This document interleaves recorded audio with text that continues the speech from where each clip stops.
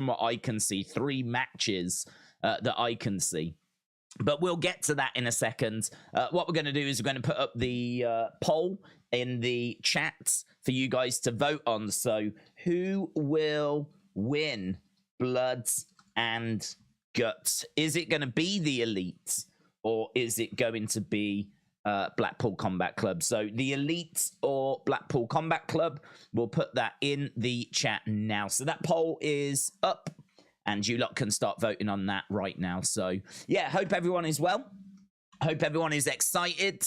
As we say, it's not a normal week this week. It is Blood and Guts, so plenty to talk about, get our teeth into.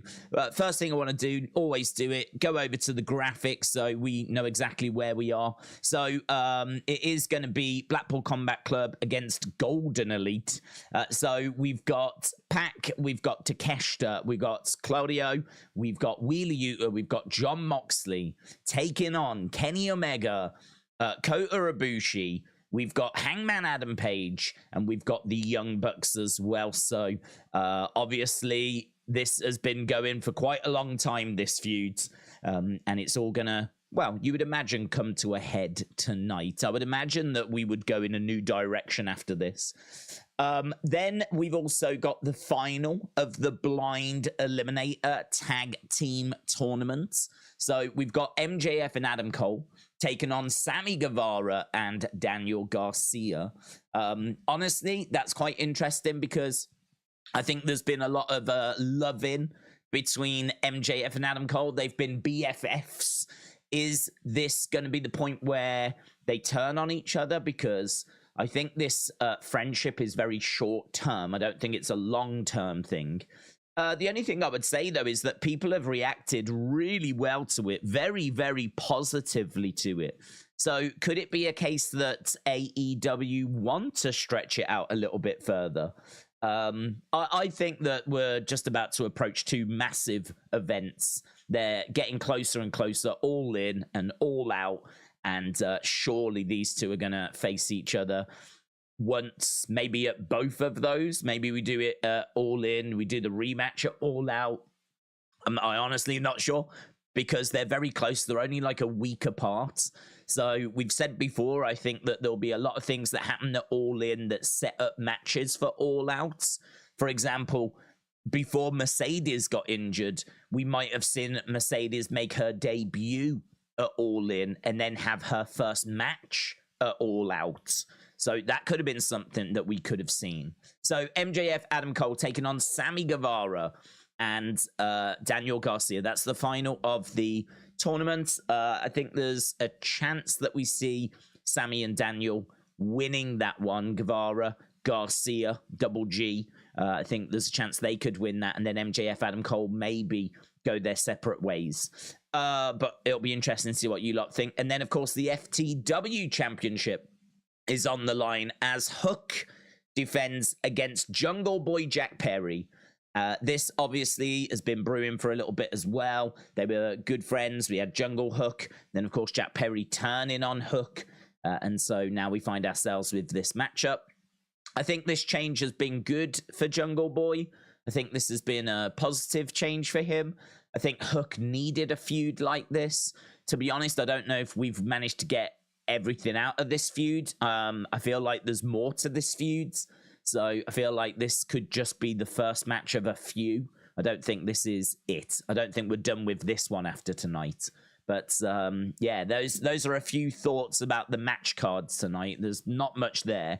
I mean, honestly, that Blood and Guts match is probably going to eat up the second hour. You know, I could see them doing entrances, bringing everyone down and getting them into the cage and sorting all that for 10 minutes. With commercial breaks and everything, I can easily see the Blood and Guts match having 45 minutes. So, yeah, I could see that taking up half of the show. Easy. I can't remember how they've done it before. I feel like it might have been that way before, where it's took up about half of the show. I like the Blood and Guts match. It is a match that I am really into, but I remember the first year, it was an amazing match. Really enjoyed it. And then I think, wasn't there some silliness off from the top where someone went into a crash mat and it just sort of deflated the experience for me. That for me was very much early AEW. Early AEW tried too hard. It was doing some really good stuff, and it would try so hard that it would just ruin it with something that didn't need to be there. So, for example, the exploding barbed wire match was amazing. It was a good match. I enjoyed it. And then we get the ending that obviously, didn't go to plan. Blood and Guts was a good match. Really enjoyed it. And then someone got thrown onto a crash mat. I think it was Jericho. Got thrown onto a very obvious crash mat. And it just deflated the whole thing. It left me with a bad taste in my mouth at the end of it. I don't remember last year's, actually. I seem to recall Claudio... Kingston. I remember Kingston being on top of the cell and having like a sharpshooter being applied on someone. But I think I remember saying it was better and that there wasn't like a stupid thing at the end. I mean, we still couldn't help ourselves going on top of the cage. We still couldn't help that, right? But at least this time someone wasn't being chucked into like a crash mat. So I seem to recall last year being better than the year before, and so hopefully this year's going to be the best one yet. Hopefully this one is going to be the one that tops them all. So yeah, I am actually really looking forward to this show. I've enjoyed both of the Blood and Guts matches. It's just, as I said, the first one didn't like the ending. Second one, I remember it being better, but my memory of it is not quite as strong. It's funny, isn't it, that when you've got something that maybe leaves a bit of a sour taste in the mouth, you're obviously going to remember that. So the first one is more memorable to me than the second one, which I seem to recall enjoying a little more. So we'll see what they've got up their sleeve tonight. I think the rest of the card looks good as well, though. So, we've got that blind eliminator final. We've also got Hook and Jungle Boy Jack Perry, which could be fun. So I think the rest of the cards, I'm sure there'll be some other matches as well. They'll probably chuck some dark elevation level matches in the mix as well that they've not advertised. But no, it looks a good card, man. Looks a good card. Andy said, Days, are you looking forwards to SummerSlam? Absolutely. 100%. Very much looking forward to it. Did you see that John Cena's dad will be in attendance? He tweeted he is attending tonight's show early, saying he's excited to go. I didn't, but I'm pleased for him. James said, did you see my tweet? UFC early prelims is on TNT Sports. Oh, that's good news. I didn't. I'm really not that active on Twitter these days. I share links on there, but to be honest, I mean, I think the days of me like really spending time on Twitter are gone now. I just don't find it finding out information like that's good, but I've said before, like coming away from Twitter, I just don't tend to ever come away feeling motivated, inspired. I don't come away feeling positive. I don't feel like I've had a better experience. So my time on Twitter is reduced. So yeah, don't be offended, anyone, if I'm not liking and replying and stuff like that. I am jumping on there. I am reading like the top of my notifications and still putting out likes and retweets and stuff. But I think the days of me spending hours and hours going through my notifications and doing all of that, going through Twitter and trying to catch up with news that way, I think that's it's not where I am right now. Let's put it that way. Not JPEG said, do you think Bryan Danielson might return? Not tonight. He put a message out, didn't he, saying that he had surgery and they showed the x-rays. He's on the road to recovery. He's had a metal rod installed into his arm. So do I think he'll return one day? Yes. Do I think it's tonight? No. And actually, I don't even know how we're looking for All In, All Out. I mean, if I was Tony Khan, I'd want him to be there. I'd want him to be at Wembley. I would feel like the fans would at least want to see him. Could you make him a special guest referee? You could certainly make him a timekeeper, something along those lines. You can always find something for Danielson to do. And if I was Tony Khan, I'd be like, look, active role for you. I can find something for you to do. The fans of the UK, the fans of Europe that have bought their tickets, they are going to want to see Danielson. And so I'd love it if you could still be there. But we will make sure that you are not touched. And there is not going to be any, if he is going to be a ref, or probably can't even do that, to be honest. Just because, if his arm is in a cast or in a sling or something like that, it's going to be very awkward, isn't it? So he probably couldn't even do that. But I reckon he could be, special timekeeper. He could be backstage interviewer. He could have a little talk show segment. You could find something. You could find something for Danielson to do. Right. Days, will you put on Sunday night WWF SummerSlam 90? Will I put on SummerSlam 90, Andy? We've done a review for SummerSlam 90. I mean, there's no plans to do any watch-alongs. Just because at the moment I am working through those 2-minute recap videos that I've been putting out, which I think are really good. I genuinely think they are informative. I try to make them entertaining. I try to find some funny moments to put in there, or funny fan signs, or little botches, or whatever I can find that made me chuckle. Whilst I was watching the show, I tried to put in there. So I think trying to condense it all down into 2 minutes, it makes it a bit tight, but it's certainly a bit better than when I was doing 1-minute videos. So I think this is the sweet spot. I think this is where I want to be.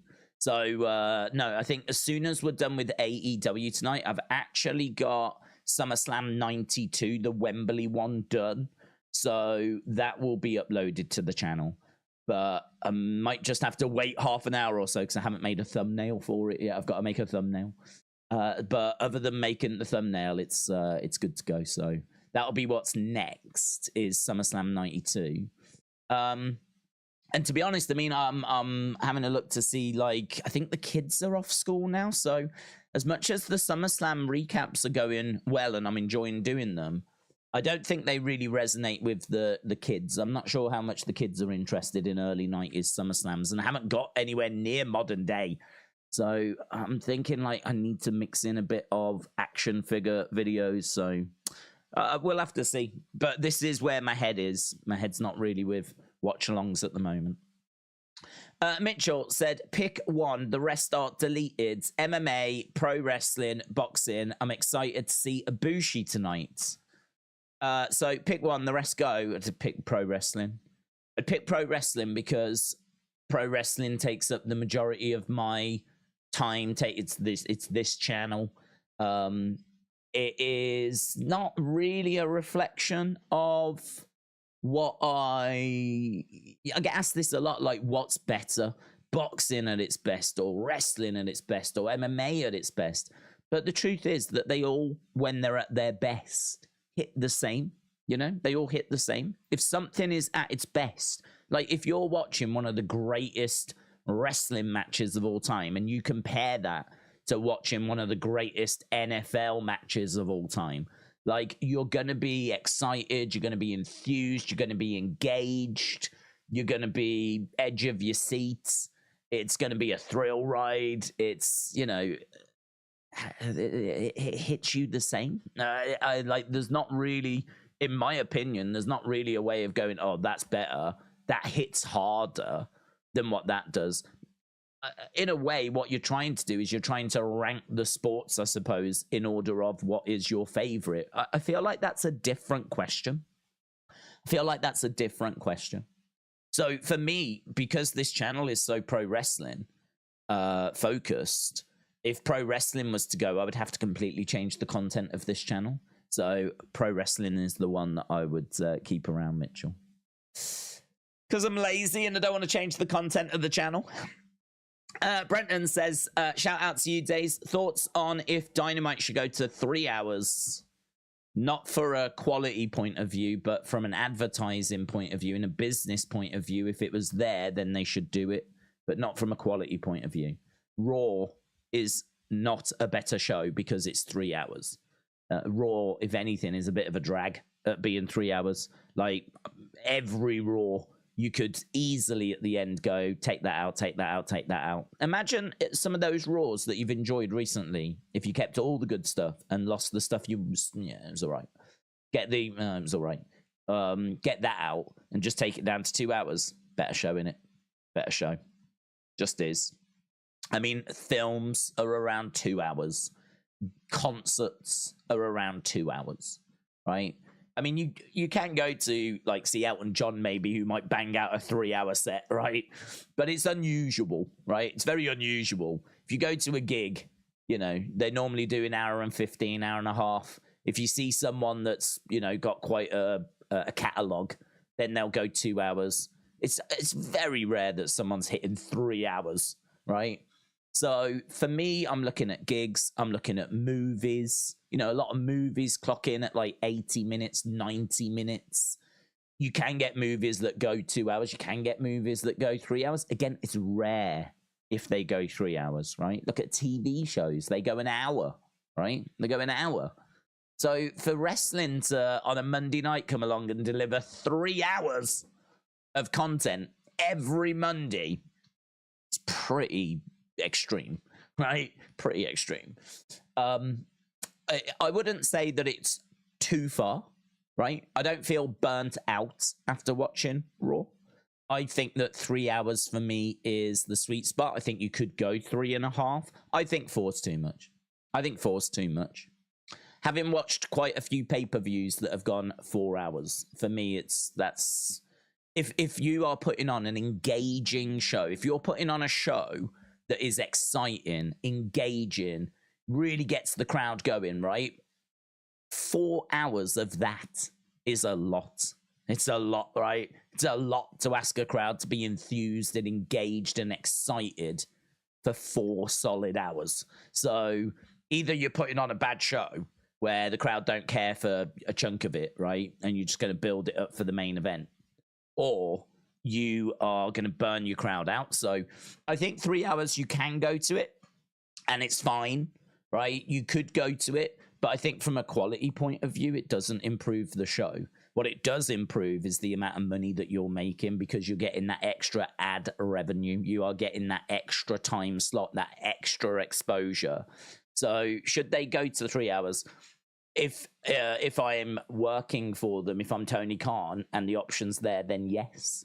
If I am a fan, I'm probably hoping no, because you know, in a way you could argue that rather than just looking at Dynamite, if you look at AEW as a whole, now that Collision has come along, they've gone from 3 hours of main event content to 5 hours main event content. I understand Collision doesn't immediately follow Dynamite, right? I understand it doesn't immediately follow Dynamite, but it's still content that's using main roster stars that has to be written for, that, you know, is a drain on all the resources. It's a drain on the creative department. It's a drain on the talent, because you are stretching your talent a little bit more. You can make the argument that there's talent on Collision that weren't getting onto TV on Dynamite, right? So how much of a strain and a drain it is arguable, right, at this stage. But it certainly is stretching it more than it was when it was just 3 hours, right? Doing 5 hours a week rather than 3 hours is clearly going to be more of a strain, right? Because they've got such a big roster, though, they can cope with it. I'm not saying it's a problem. I'm not saying that it's an issue. I'm just saying that it has already jumped quite a bit, going from 3 to 5. So, you know, if you was to then increase both of them shows by another hour and take it from 5 to 7, you know, I mean, you really are stretching things, man. You really are stretching things. So, yeah. Should they go to 3? If the option's there for a business point of view, yes. But for fans, I don't think you're getting a better product. X Mulder, shout out to you. What is the top eras of professional wrestling? That's personal preferences, and it depends how you want to look at it. But if you want to look at it from a financial point of view, then there was quite a few boom periods. So I think in regards to like going back in the past, I have always been told, and I've never seen actual numbers on it, but I've always been told the 50s were very, very good because of television. So television comes along, and one of the cheapest forms of entertainment that you can put onto TV, and think about all the houses that are getting TV sets, right? Content has got to be given to them. One of the best forms of entertainment and cheapest forms you can put on is pro wrestling. So Gorgeous George in the 50s was a big known name, right? He was known. He was a big name in professional wrestling because he was on all the TV sets, because professional wrestling was a cheap form of entertainment that you could put onto TV. And so I believe that wrestling was very, very hot in the 50s, and there was a real boom period coming out of the Second World War. You got to think as well, you know, everyone's in good spirits. Second World War is over. People are rebuilding their lives. There's a bit of a boom period as well. You know, people have been through like a war and everything. Now they're coming back, they're jubilant that they've got their freedom and all this kind of stuff. You know, they've won that war, and there's opportunities that are springing up. There's money that's around. People are getting TV sets.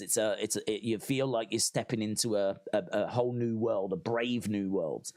And so there was a lot of excitement around, and I think pro wrestling benefited from that in the 50s. And so I believe 50s was a bit of a boom period. The other thing as well is I think the 30s was good, you know. I mean, obviously everyone's going to say Attitude Era, right? Attitude Era was great for WWE. From a financial point of view, though, I don't know. I think this period we're in now has been financially their best period. I don't think Vince was a billionaire during the Attitude Era, right? But he's a billionaire now, because of, you know, the Saudi deal was huge. The Fox deal was huge. The Peacock deal was huge. So if we're talking from a business point of view, some of the deals that WWE have done in recent years has stands up against anything, right? So you could make an argument that this is one of their most financially beneficial periods right now. Attitude Era was fantastic for them. 80s was good because of Hulkamania, but it wasn't as good as Attitude Era, and not as good as what it is now. You know, back in the 80s, they were like just becoming a global brand. That was start of the expansion, so they weren't quite maximizing everything at that point. Certainly not compared to now, where they are very much a global brand now. But yeah, 50s because of the TV sets, and 30s as well. Like if you look at one of the, we had the attendance list the other day. So biggest attendances, and Jim Londis is someone that never gets spoken about. But hang on, biggest attendances in wrestling.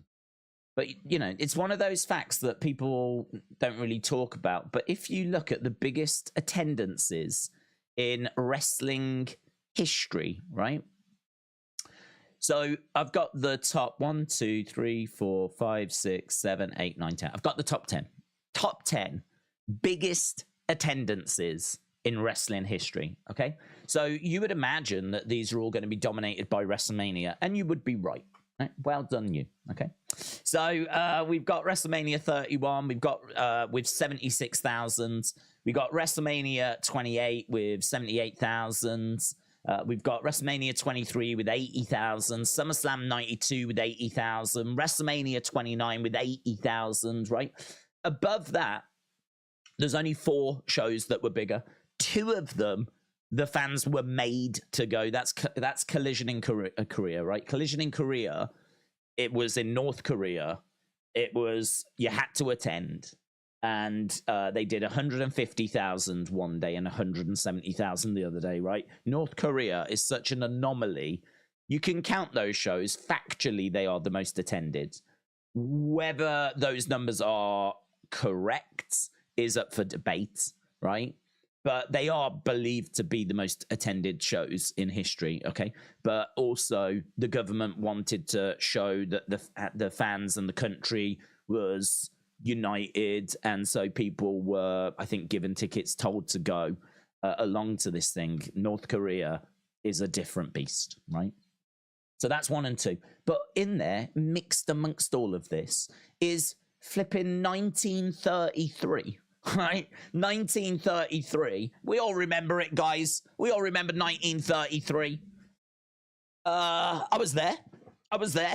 Jim Londis versus Kola Kwarianani, right? There's a name that I am honestly not familiar with. Kola Kwarianani. Okay, October 22nd, 1933. Don't you think this is mental? Don't you think this is mind-blowing? Does this not just change your perspective of wrestling? To find out that you've got WrestleMania, SummerSlam, some weird thing in Korea, right? But also mixed in there in the top 10 most attended shows of all time from 1933 is Jim Londis versus Kola Kwarianani, right? From the Panathinaikos Stadium in Greece. Greece. All right, Greece. 80,000+ people in attendance. 80,000+. That is more than WrestleMania 28. That is more than WrestleMania 31. That is more than WrestleMania 33. It's mental that this is just like chilling amongst all these other shows. It was for the World Championship. And Jim Londis, I mean, a massive name, Jim Londis, going back into the, the early days of wrestling. And this is honestly an event I don't know a great deal about. It's one of those events that I think it's right there for someone to do a very interesting video on. I mean, I know that Londis had a good career. I mean, when I say a good career, it was like a 30+ year career. I know that he was a multiple time champion. Obviously, we were over in Greece because he was Greek. But how, how that affected business around the world, it's hard to say. Because obviously, you're going back to the 30s, and so we don't really have globalism at that point. We don't have a way for people to necessarily watch live. We don't have pay-per-view, right? We're about 50 odd years before pay-per-view. But the interest, the boom periods in wrestling, you're wrong if you just think it's Attitude Era. If you think that before Attitude Era, there was, wrestling was dead, and then the Attitude Era came along, you couldn't be more wrong, right? Because we've got 80,000 watching wrestling in Greece. I mean, go back to the 1900s. You've got Hackenschmidt and Gotch. They're selling out in Chicago. They're putting in massive crowds in the 1900s. I think it was 1909 or something like this, where there's big crowds, baseball stadium size crowds. 20, 30,000 size crowds that are going off to see them. So, wrestling goes, and big wrestling events, you can go all the way back to the early 1900s, right? And I think that if you want to talk about boom periods, I think there's been peaks and troughs going all the way through the 1900s, all the way up to the modern day. But it's one of those, isn't it? If WWE will obviously only promote WWE, so really you're only going to hear about things that happened since 1960. You're not going to shout about NWA stuff. But there was a few boom periods throughout. So yeah, wrestling history is fascinating. It's something that I am interested in reading and looking at and talking about. But it's something that just constantly you find new things out about, now, having spoke about it, I don't wake up thinking about Jim Londis, but it makes me want to look into that event. Why was so many there was, what made that bigger than his other shows, which, didn't break into the top 10, for example. But, you've really got to go down some rabbit holes to kind of find that kind of information. And I'm not very good at going down those rabbit holes because things like doing SummerSlam shorts get in the way and whatever. But, yeah, from a business point of view, I would say we're looking at several periods throughout the 1900s. Right. Big Time Baxter said Dave's gigantic numbers for NXT 746,000 viewers, second highest number since 2021, right behind Seth versus Braun that did 773. Have we found a formula? NXT live stream was close to 6,000, says Big Time Baxter. Yeah, I said before, low end of our NXT stream when it's a quiet week does about 3,000. If it's a really good week, it'll do 5,000. I saw that once we'd finished, we'd gone over 5,000. So I was anticipating, as much as I'd love to think that I'm popular, that's just a quick way of going, oh, there was some serious interest in this show. Like the Dominic Mysterio match drew some serious interest. It was definitely something that made me aware that it was going to be a good number last night. I wasn't expecting it to be as high as it was. I mean, what did you say it was? 746.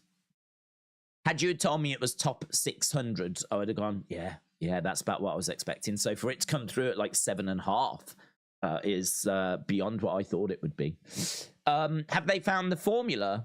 Maybe. I mean, if by formula you mean dropping big main roster stars down into NXT, then but I'd argue that formula's probably always been there. I suppose it's not just getting main roster stars. What we've learned is, and I think it actually really shows more down in NXT, how much different people influence the number. You put Dana Brooke down in NXT. She's a main roster star. People have heard of her.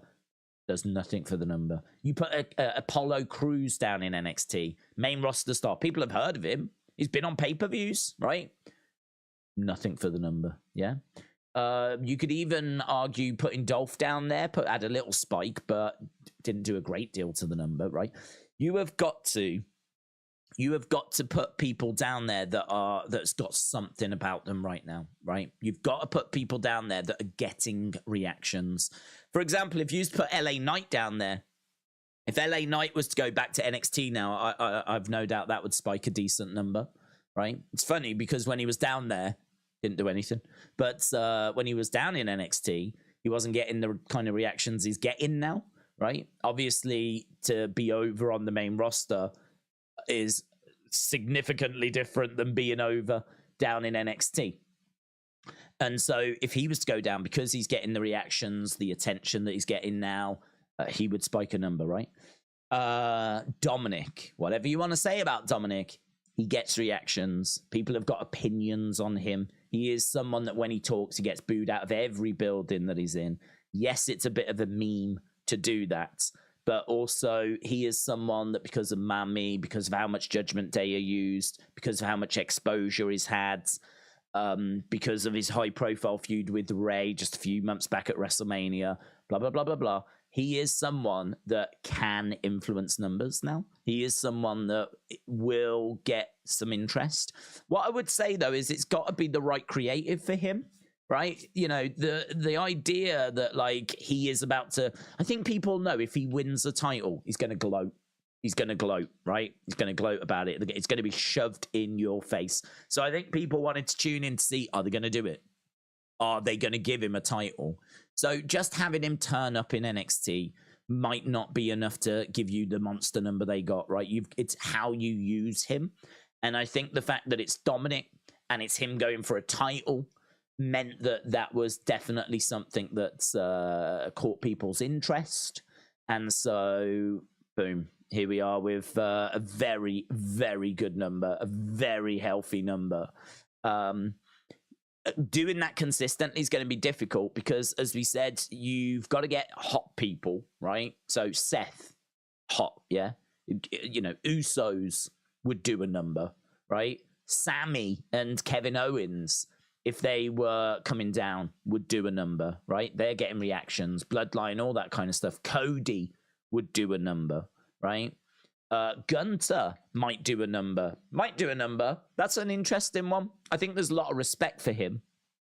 It would, but the creative there would be really important. The problem that WWE have got is they have not got an endless amount of people that will do a number for them. The majority of people on the main roster you could bring down ain't going to get anywhere near what they just did last night. So the formula is people that are over, people that have got something about them, people that are getting reactions on the main roster that are being used all the time, that are getting exposure, bringing them down to NXT and putting them in some sort of engaging story. I mean, Seth came down and had a title match, had a world title match. You ain't going to do that on a regular basis. So he came down and had a world title match. And then also you've got, Dominic coming down, competing for a title. So it feels like titles have to be involved. Hot stars, red hot stars have to be involved. WWE's problem is, how often can you go to that? How often can you go to that? How often can you lean on that? I mean, what I would say is they don't need to worry about it because they've only got to get through really until these TV negotiations are done. All of this right now, we're eating good at the moment, right? We're eating good because they're trying to build up NXT so that they can use it as a bargaining chip. They want the TV companies to go, oh, NXT, didn't realize that could do those kinds of numbers, right? Didn't realize we could be knocking on an 800,000. I mean, that's basically, if you're getting NXT, you're getting something that could arguably rival Dynamite, right? You are getting a Dynamite, you're getting Raw, you're getting SmackDown, and you're getting something that could rival Dynamite. And that's what WWE wants. They want these TV companies to see NXT as a very important, viable product. And so that's why they're desperately trying to spike ratings at the moment. What I would say is once that deal's done, they probably don't need to worry about it so much. There will be a bit of pressure on them to deliver a certain number. But I would say that they are probably really hot-shotting it right now. You know, having the World Championship defended on NXT, having Dominic Mysterio come down and win the mid-card title down in NXT. I've got no doubt that we will see some other big names like Cody, Sammy, Kevin. I've got no doubt anyone that's got a bit of something about them, anyone that's getting reactions, anyone that's being used on a regular basis on the main roster, I think that it's open season. I think they'll be, tapped on the shoulder and told to pop down to NXT to, do their bit. I see Dominic having that belt maybe to Great American Bash, dropping it there. It's nothing more than that. It's nothing more than WWE doing it to just try and, flatter the various interested TV companies. So but as I said, their problem is this is not sustainable for a 12, 24 month periods. You're not going to be able to do this unless you're just going to try and spike the ratings, say 10 times a year, do it 10 times a year and just find 10 stars every year to come down once every few months or once a couple of times a quarter, come down, boost those ratings. And maybe that'll be enough for the TV companies. So interesting, definitely one that's is worth watching and looking at. Undercover Manager said, how you doing? I'm doing good, thank you. Did I see that Collision had 500,000 viewers recently? Yes. What's your take on that? Because it's Saturday, or is it just a lack of interest? No, I think it's Saturday. I think if you look at Dynamite's pretty consistent at being about 850. But that's on a weeknight when people are at school, people are at work, they finish work. They're probably not going out on a Wednesday. They're gonna sit down and if you're an AEW fan, pop Dynamite on. Problem is on a Saturday, that's your time to see your family. That's when you're going out with friends. That's when there's other massive sporting events like UFC pay-per-views, WWE pay-per-views, big boxing events. No, Saturday's just we all knew from the start. This is not us with any crystal balls here, right? We all knew from the start this was going to be not a Dynamite number. Because Saturday is just a bad day, right? We did have a look at some films a few weeks back. We looked at there was about 12 weeks of data. And there was like a film that did 850. There was a few films that were in the 300,000, a few in the 400,000, a few in the 700,000. We kind of just did a real quick breakdown of going, right, that's there, that's there, that's there, that's there, that's there, that's there, that's there. Where roughly where we find in the middle? And the middle came out at about 550. The middle came out at about 550. Now, obviously, that is super quick, super not very scientific. We only had a very small sample size. But as a rough ballpark, right? Real rough ballpark of like trying to gauge what the middle ground would be, that was what it came out at, right? So for me, I'm looking at 550 as being acceptable. I'm looking at it being average. I'm looking at them wanting to go up from there. But equally, I think if you're under the impression that 550 means they're running around the headquarters, ringing the fire alarm, screaming their heads off, bursting into tears because of how horrific that number is, I don't think that's the case. I don't think that's the case.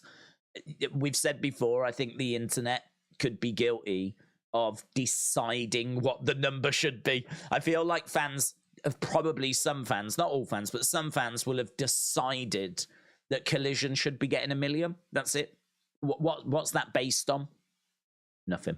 It's based on nothing other than we keep judging Dynamite should get 1 million, so surely Collision should get 1 million. That's it. That's as far as that logic goes. And to be honest, that logic doesn't work because it's a completely different night. And Saturday night it's not like going from a Tuesday night to a Wednesday night, right? Saturday is a significantly different night with significantly different competition. And so for me, I'm looking at 550 as being okay. I don't think they're getting party poppers out. I don't think there's celebrations every week when a 550 comes in. But equally, I don't think there's doom and gloom. So would they like that to be 700,000, 750? 100%. Of course they would, right? But equally, there's probably a little bit of relief that it's not 300,000. There's probably a bit of happiness, satisfaction that they're not down in the gutter. I think, if they're in the 300,000 range, then we can start talking about, is this show going to last? Is this show going to make it? But I think 550 to me seems like a number that is acceptable. So... But without any insider information, without being in the room with Tony Khan, it's very hard to say. But for me, that's kind of what I've looked at. Daniel said, if Kota has signed with AEW tonight, who would you like to see him face at Wembley? I would love to see him against Pac at Wembley, says Daniel. Honestly, I don't mind. I don't think I really have a name. I mean, there's quite a few people that you could put him up against. Probably, I mean, how long's Wembley away now? Still a little way to go. I mean, it could be someone like Pac. Both of them have just come back. And you could easily make that match. I mean, Pac will be on that card. Whether they'll put him in a singles match, I don't know. It could be that they use him in a tag match. The problem you've got is you've got so many people to fit onto that Wembley card. I mean, really, you want everyone there. You want to try and get everyone there because this is a little bit different from a normal pay-per-view show because this is, well, it's different for a couple of reasons. First of all, and the biggest reason is not actually that because this is their biggest show, right? But their first time in the UK and the first time in Europe means that a lot of people, I think, have brought tickets because they want to see their favorites, okay? I think if you buy a ticket to SummerSlam, you are maybe hoping to see your favorite, but I think you know that you're going to get 8 matches, right? You're going to get about 8 matches, and if your favorite doesn't make it, well, that's the risk you took, okay? And I think that you will accept that because I think you know that the matches you are going to get are going to be significant. They're going to be big. And SummerSlam's been running since, 88? So you know the score. But I think a lot of people bought tickets to Wembley because they're hoping to see their favourites because they've never seen them. They've never been over. This is the first time AEW is coming to Europe, coming to the UK. So if you're a fan of Jungle Boy, you're going to want to see Jungle Boy. If you're a fan of Hook, you're going to want to see Hook. If you're a fan of the Young Bucks or FTR or CM Punk or blah, blah, blah, or blah, blah, blah. Now, I understand that I'm a big believer in not ramming a card, right? I'm a massive believer in quality over quantity, okay? But looking at this show, I understand that people are going because it's the first time they're coming to the UK. This is different, right? Whenever we talk about WWE and we talk about, say, Clash at the Castle or Money in the Bank, we never talk about ramming those cards, right? Because they've been over before and they'll be over again. But and this isn't the first time of them coming over. WWE have been coming over since, I think, 89 was their first UK show. So I sort of feel like with this show, you need to do a battle royal, or you need to be doing some 8-man tags, or you need to be doing some ladder matches, or whatever it might be. You've got to do some matches that's going to have multiple people involved. And how many singles matches you're going to be left over with after that, I genuinely don't know. I could see this card having 14 matches, and I could see it having a battle royal, and I could see it having a multi-person ladder match, and I can see it having multiple tag matches. And then you're probably going to be left with, say, 6 singles matches, something like that. The thing is that do you use one of those single matches for Kota against Pac? Maybe you do, maybe you don't. Maybe he ends up going into a battle royal. Maybe he ends up going into casino ladder match. Because I think you're looking at, like, the champions, to be honest, having singles matches. I think you're looking at, maybe you do the international belt as a ladder match. So Orange Cassidy in a ladder match, right? Makes sense. That's fine. But what do you do with the TNT title? I don't even know who's got that. Don't even know who that is. Right now, I couldn't even tell you who the TNT champ is. I ain't got a clue, right? But what do you do with that? And obviously, you've got the women's championship. Obviously, you've got the men's championship. Obviously, you've got the tag team championships. Obviously, you've got the women's mid-card championship, which maybe you do that as a ladder match as well. But yeah, I mean, I think for Kota Ibushi, are you going to give him one of those solo match spots? I would think not, to be honest. I would think that he probably wouldn't get one of those. So I would imagine he'll probably end up being in a battle royal, or being in a ladder match, or being in some sort of multiple man match. And honestly, for this show, no, zero complaints from me. Zero complaints from me. I get it. Totally get it. I think for this show, first time coming over, how rare is that? When do we ever watch the first time that a wrestling company's ever been to Europe? When we ever seen that, right? Never done that. Never ever. I've never done a watch along for a show for the first time that a company has ever come to Europe. Never done it. So this is an exception. This is an exception, because I don't think they sell Wembley again. I don't think they'll do Wembley again. I think a lot of people are going along because it's the first one. It's all in. They've gone big. And I think people are expecting Mercedes. They're expecting a Okada. They're expecting to see everyone they want to see. They are expecting this to be it, right? This is the show of shows. I said before, you could have a real good conversation about, will this be AEW's biggest ever show? Will they ever beat this? Will they, in their complete history, we don't know how long they'll be around for, but will they ever beat this number? Because I think they're going to do about, 85,000? So just quickly popping back to all-time wrestling attendances. So if we go back to this, right, let's use WWE as the parameter. WWE, in their history, they've been going since, 1960 as capital. So, go back through their history, in their complete history. And don't forget, there's a match here from 33. So don't think this is just modern numbers, right? This is everything. In WWE's history, they've only done 2 shows greater than 85,000. 2 shows. 2 shows. Think of all the WrestleManias they've done. Think of all the Royal Rumbles and SummerSlams and special, the ones they did at Shea Stadium, Showdown at Shea, which was big in like the late 70s and 80s, early 80s. They've done 2 shows bigger than 80,000. That's WrestleMania 3, which is disputed, right? They've got it at 93,000. Dave Meltzer says it's 85, right? So even that one doesn't beat 80, might not even beat Wembley. WrestleMania 3 might not be bigger than AEW All In.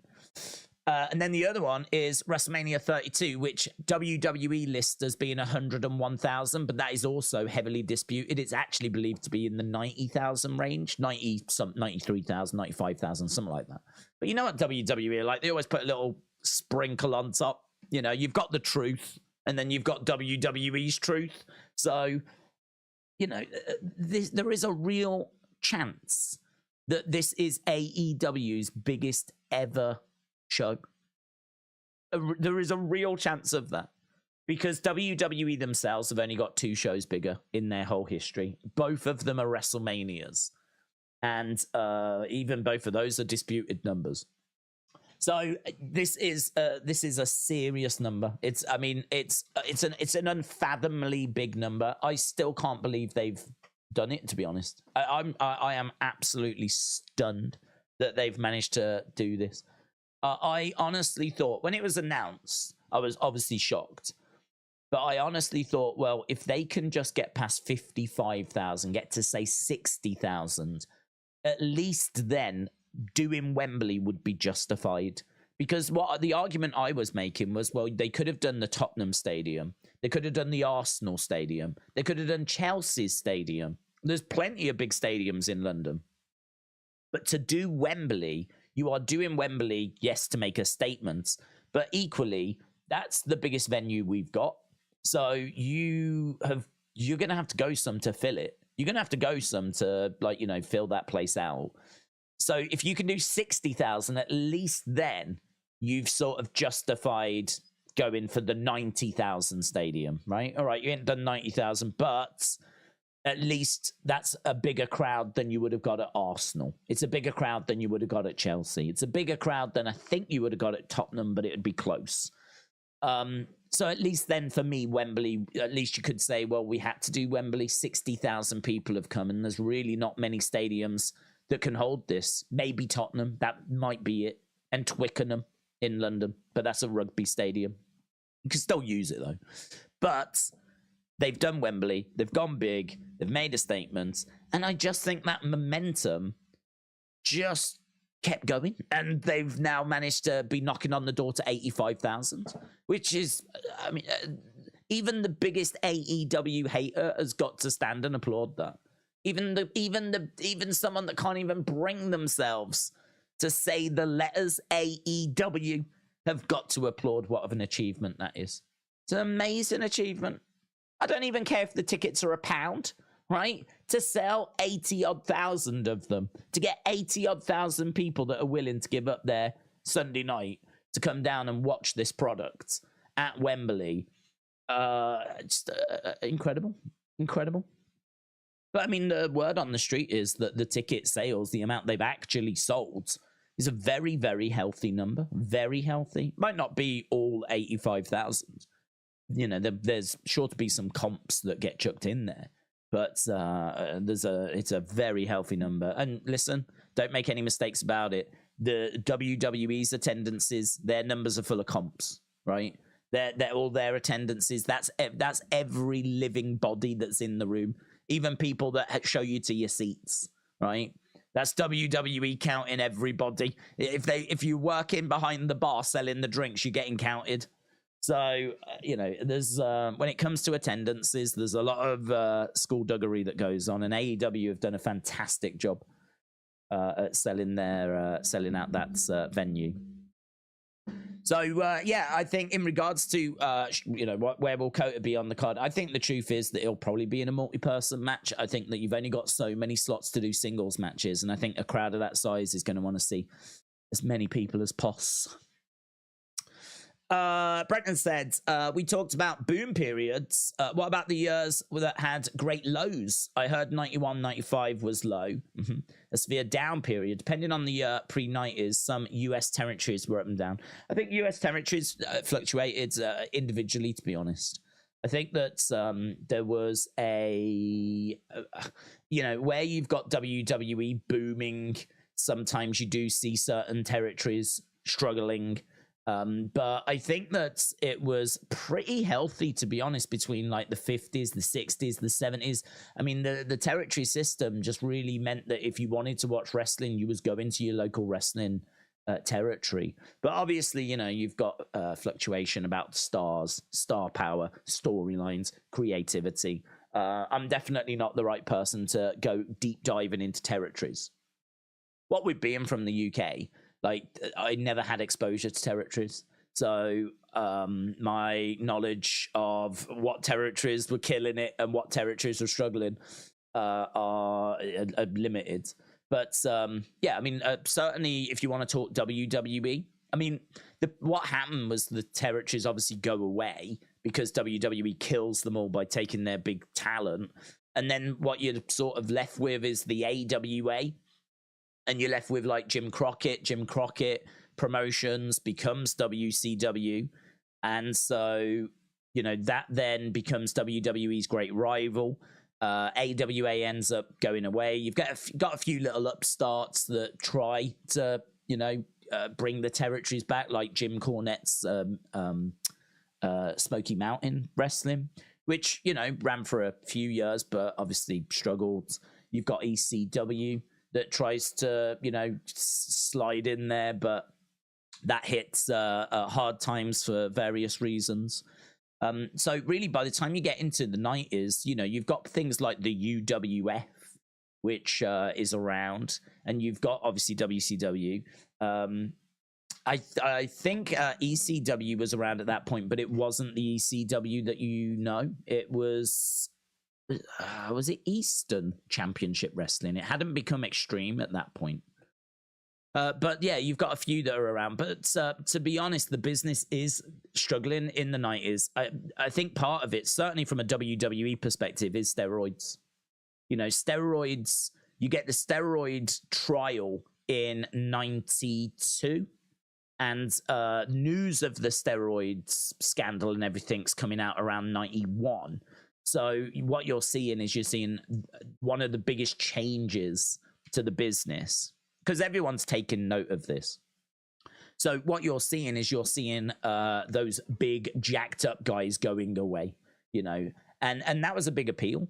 Back in the 80s, wrestlers were literally larger than life. They are bigger than humans should have been. You look at Bulldog, you look at Warlord, you look at Ultimate Warrior, Hogan even, right? You look at these people that are huge and they are jacked. It's that airport test, isn't it? If you're a kid, you're with your dad at an airport and Ultimate Warrior walks past in a vest. I mean, you don't even need to know that this guy is a wrestler.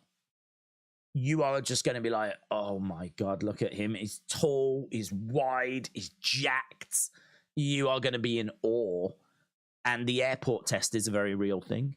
And so, Andre, look at Andre. People would go and see Andre just because of his sheer size, and in awe. I mean, there's so many pictures of kids just like, Andre built his career on that, didn't he? He certainly wasn't the most technical of wrestlers. So, yeah, that all goes away. It has to go away because of the steroid trial. And so the whole business goes through this kind of reinvention where you're now looking at Shawn Michaels, Bret Hart, who, to be honest, if the steroid trial hadn't come along, I don't know how much of a look-in they would have had. I don't know how they would have done. I think they would have been great around the Intercontinental picture. But to be honest, I think they would probably have... Unless the crowd really got behind them and there was like that real crowd support, the big jacked up guys, if the steroid trial hadn't come along, almost certainly would have stayed in the top end of the card and would have dominated the main event picture, but they have to go. The steroid use has to go. And so that means then that the younger guys like Bret Hart, or the smaller guys like Bret Hart, Shawn Michaels, they're the ones that come through. Even then, we're still looking at big guys, Psycho Sid. We're still looking at him. Diesel. We're still looking at him. We're trying to Lex Luger, who's got a bit of, who's a proper bodybuilder. We're still trying to get him over. So, Vince still can't bring himself to move away from what's been tried and tested and has worked. He doesn't really want to go into this unknown territory of the smaller, less jacked guys being the faces of the company, but that's the direction we go. And to be honest, we're struggling. There's a lot of scandal around at this time. I think Hulkamania, the bubble had very much burst. I think that that kind of rock and wrestling had run its course. I think rock music had moved on, around the early 90s. You're getting like Nirvana, you're getting grunge. That's kind of the cool thing. You've got Madonna around as well. None of these stars are associated with WWE. Not like in the 80s where you've got Cyndi Lauper, you've got Mr. T. You kind of feel like you're right there with pop culture. It ain't there in the early 90s. And so as WWE kind of becomes a bit more niche, as scandal takes over with steroids and people don't want to associate with that, you're starting to see how show attendance is going down. You go back to like 93, 94, you can see Raws in gymnasiums. You can see the basketball hoops. You can see that it's mental to go back to some of those early Raws and see how big the crowds are. And the kind of venues that we were holding Raw in. I mean, it's unfathomable now. But that was definitely a down, quiet periods. I mean, it's difficult to go back before that because you go back more to the territories then. And as I said, I think it becomes a bit more specific territory by territory as to who's on top, who's drawing money, who's not, who's resonating with the fans.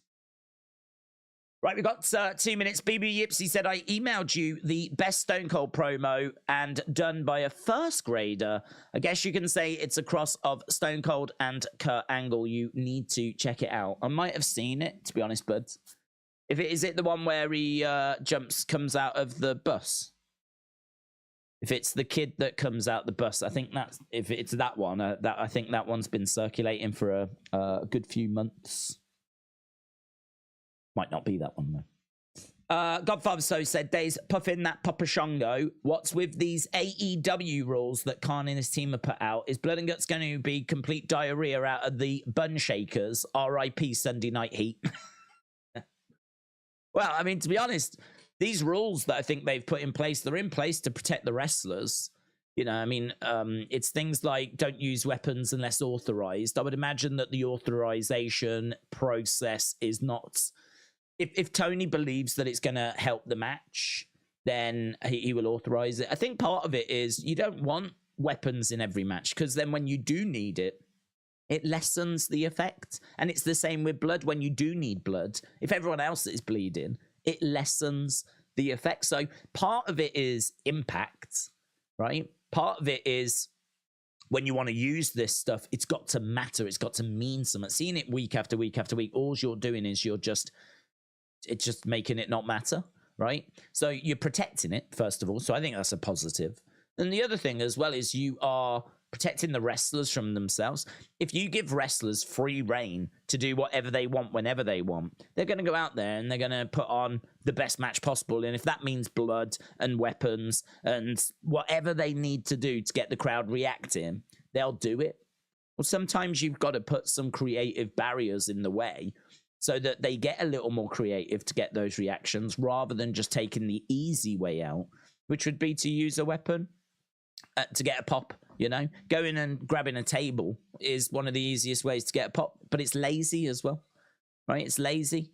There's, think of other ways to get the crowd reacting because ultimately that will create a better show if you are being more creative and also you are then protecting the weapons for when you actually need them. So I think these rules are a positive thing. I don't see them as being a negative thing. I think they're a positive thing. I think you could make the argument these rules should have been in from the start. So I think that this will tighten things, make it a better product, make it, dare I say, a more creative product. And as I said, I don't think this means the end of blood. I don't think this means the end of weapons. I just think what it means is that it's going to be a little less frequent, which, you know, I think we've all been saying and joking about, like, how Moxley bleeds all the time and all that kind of stuff. Right, we are going over to the TD Gardens. We are in Boston, Massachusetts, hotbed for wrestling. Okay, so turn this down. We've got Jungle Boy Jack Perry digging a grave, dragging someone that's in his boots and burying them. So looks like he's burying the Jungle Boy character. Now, I don't know who he actually buried. So he's in the middle of like nowhere. There's a car that's arrived. Stretch limo, very nice.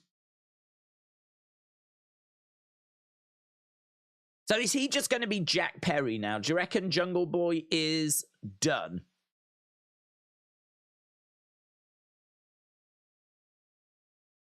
He opens the door. He looks back. Gets inside. It's quite a poignant little video.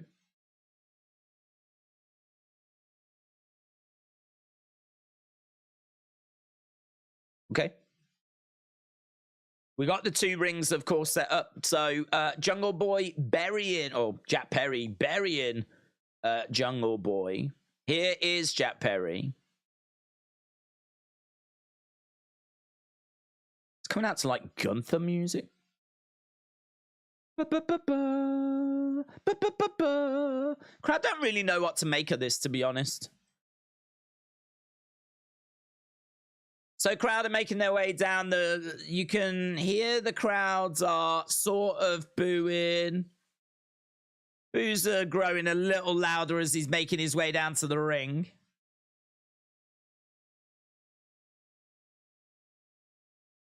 I think the reaction's growing. At first, it just felt like murmuring. It didn't really feel like he was getting any big reactions. But as he's now getting into the ring, I think those reactions are growing. But even, like, you look at the crowd, they're not really, like...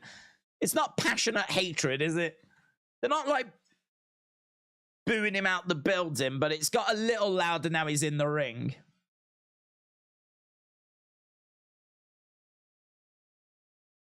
So, he's shaking his head. Forget you. Forget you. So, first contest is going to be Jack Perry against Hook. Crowd was a bit confused. They did seem a little confused. It sort of felt like they watched it and they were like... Right, here's Hook.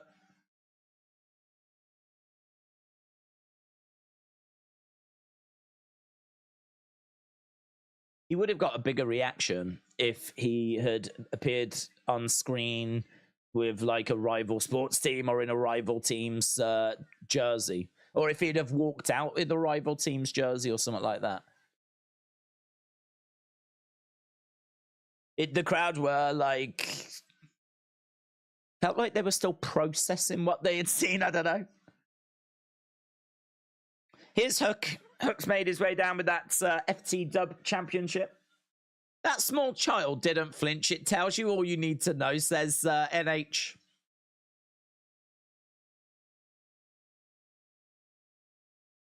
I mean, I could make a joke about how he's probably got bigger friends than Jack Perry anyway, but I won't. I'll refrain from that. I mean, I honestly, I don't mind Jack Perry. I don't mind him. A bit disappointed to hear that he was off with fans, but when he was a babyface. But him turning heel, Could be a decent move for him.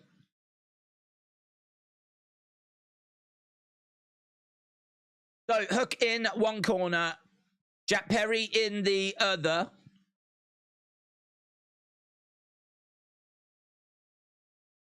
Shark Week adverts on Discovery everywhere. Shark Week, guys. Shark Week. It's a pretty good sponsor for Blood and Guts, really, isn't it, if you think about it? Right, he goes charging at Hook. Hook throws in some shots to the midsection. And Jungle Boy getting beaten down. Jungle Boy goes out the ring. Hook goes out the ring as well. Stalks after Jungle Boy. Knee to the midsection. Hook goes into the barricades. There's a big chop coming in. Now we've got Hook being... Oh, reversal. Into the barricade. Over the barricades goes Jack Perry. They're in the crowds. Careful, guys. Careful. Careful. Can't interact with the crowds. The dude there that's got a Shield shirt on. Could you not get an AEW shirt? Who's your favorite AEW star? Shield. Love the Shields. Love the Shields. That's when AEW was at its best back in 2012. Oh. In the ring goes Jack Perry. Tonight we've got Brit Baker in action. Who's she facing? We've got the Blind Eliminator Tag Tournament and, of course, Blood and Guts. They're breaking the new security rules. Speaking of sharks, I saw Jaws 2 for the first time. It's pretty good, said Scottish Nightmare. I don't know if I've seen Jaws 2. I feel like I have, but it would have been once. Shoulder up. I'm not a massive Jaws fan, to be honest. I feel like when I was young, it was quite scary. And I know that it's iconic, but if you think about some of those classic films that you might revisit, that is not a film I have ever felt a need to revisit. That is not a film that has ever... What I will say is it's probably a film that has had an impact on my life, though, because every time I'm in the water, I do think of sharks. I don't mean in a swimming pool. When I'm in the sea. I don't mean when I'm in the bath. But, yeah, if I go in the sea, the thought of sharks will sneak into my head at some point whilst I'm in the sea. Even if it's just... Oh, be careful of sharks. Even if it's just that, it will sneak into my head. So it probably did have an impact. Jack Perry is in control. He hurls Hook to the outsides. Picture in picture is where we're going. I'm not going there. I'm going full picture because I've got fight. Jack Perry goes to the outsides and throws a shot to the back of Jack Perry. He's got him over by the ring. Forearm strike coming in. So we've got the two rings side by side. Big chop there by Hook. And obviously the cage dangling above. Just having a look, but we've got a best friend shirt in the front row. We've got an Orange Cassidy shirt in the front row.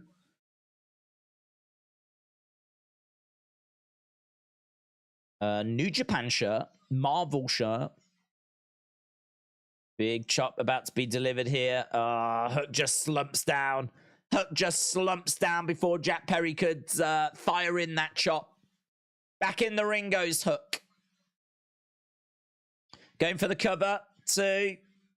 And kick out. Do you remember when the Elite debuted in WWE? Do I remember when the Elite debuted in WWE?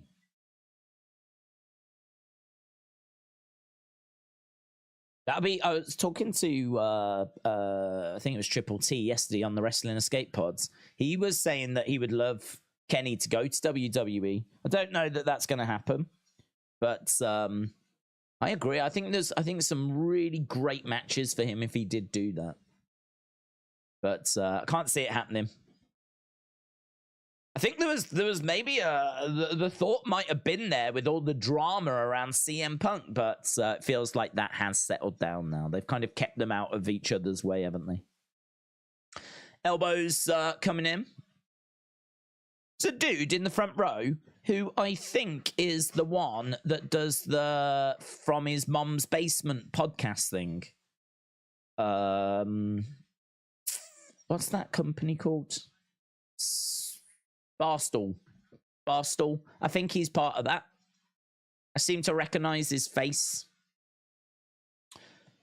Jack Perry is in control here, being choked on that bottom rope. There's a couple of people wearing I've only just noticed they're wearing shark fins on their heads. Can you see them? There's a dude that's got like an MJF scarf on, and he's got like a fin, a red fin, and it says Shark Week on the side. Man, you Americans and your Shark Week, I have no idea. I don't even know what it is. I think it's just a week of shark programs, but for some reason, seems to be a big deal. In the corner goes Hook. Look at that dude, yeah. It must be. Did you have to buy them? If they were giving them out free, they've done a pretty poor job, because I ain't seen loads of them, but I'm seeing a few. Looking for a suplex. They must have had about 5 to give out or something. I mean, if I was Discovery, I'd like make 20,000. Can't be that much. I only made of foam. Everyone could be wearing one. The whole crowd could be wearing a Shark Week hat, you know? Come on, Discovery. Oh. Belly to belly, off the edge of the ring to the outsides. It's a big spot. It's a big spot. Hook with a belly to belly. Holy shark chants. That's what we should have. Holy shark. Holy shark. Holy shark. This is Sharksome. This is Sharksome. Shark forever. Imagine a game called Shark Forever. That would be the best. It would be like a modern version of Echo the Dolphin, but with sharks. Mitchell said Shark Boy is going to debut tonight. Shark Boy, yes. Let's go. Right, Hook grabbing Perry, chucking him back in the ring. And he just flops over and out the other side. Grabbing him again. Is it just me, or has there been a lot of grabbing, throwing, and people rolling and slumping? I feel like there's been a lot of slumping in this match. He's looking for a draping DDT to the outside there, Perry, and he gets it on Hook. Holy shock. Holy shock. Holy shock. So Hook is down. Jack Perry is in the ring. My mum and I saw Jaws 2 in 78, but I liked Grey Lady Down better. It was the opening movie. Back then they had 2 movies. Did they? What, what? So back then you went to see Jaws 2, you had to sit through another film before you got to Jaws 2? Grey Lady Down? I think I've seen that film. I've seen that film. Honestly. One for the dads. One for the lads out there. Grey Lady Down. Listen, Suzanne, each to their own. That's all I'm going to say. James said, do you remember when the Iron Sheik made Hogan humble? I'll make you humble. In AEW, loved it. Loved it. That was good. That was good. Going for a clothesline. Looking for a kick round the back. Hook with a German bridges. 1, 2. Did he kick out? Did he kick out? Did he? He's still holding on to Jack Perry here goes for another. It's got a lovely arch, hasn't he? That's a lovely arch that Hooker's got. The way that he like goes really up and over. He doesn't just go back. It's a lovely arch. Is the ref going? No. Low blow. I thought Jack Perry was holding on to the ref. Part of me thought there that he was going to German Jack Perry and Jack Perry was going to take the ref with him. Elbow to the back of the head here. Jack Perry to Hook too. Oh, and a kick out. That's super close, man. Mitchell said, is it Irony Hook is fighting on the Shark show? Irony Hook. Oh, irony. Irony. Is that how you spell it? Irony. I read it as irony. It is irony. Hook is battling on the Shark show. Shame that he's not got a tag partner called Bait. That would be good. Tyler Bate. Oh my God. Hook and Bait. Bait and Hook. Ref down. Ref down. Lovely suplex. Hook going for the cover, but the ref's down. The ref's down, baby. Wonder if Triple T went along to this. The fans counted to 7 on that. They counted a bit quick, but they probably they got there. Hook's coming back over to the ref. Get up, ref. Come on, mate. Time to go to work. Come on. Come on, buds. There's a few people on the feet. Oh, he gets Hook gets walloped with the FTW Championship. Hook is down. He's been smacked with that FTW Championship. Jack Perry looking for the cover. 1, 2, 3. Jack Perry wins. Jack Perry is the new FTW champion.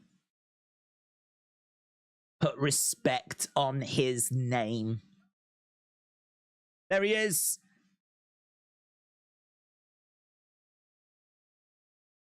New FTW champion.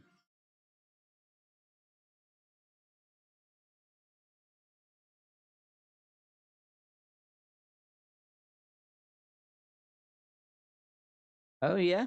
Hook was undefeated. Hook was undefeated. Not anymore.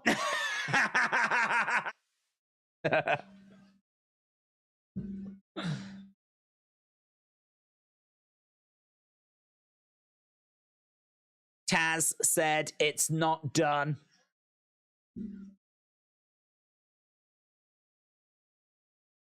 Backstage with Marquez.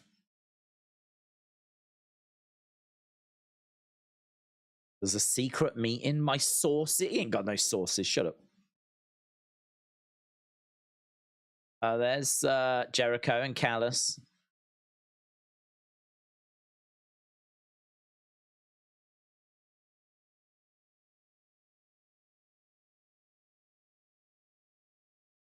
Wow. Wow. That was red hot footage. Red hot footage right there of us seeing Don Callis and Chris Jericho sharing a meal, having a chat.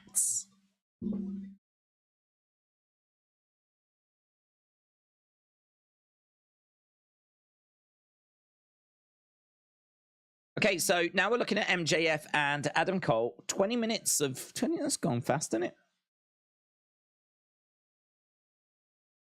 Here's Adam Cole and MJF. These skits have been fun.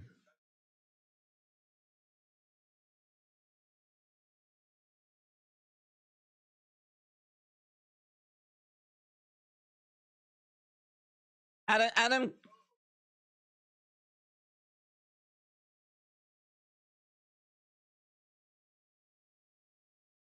So apparently MJF has got a fear of spicy food. MJF's like, and also poor people. Maximaniacs.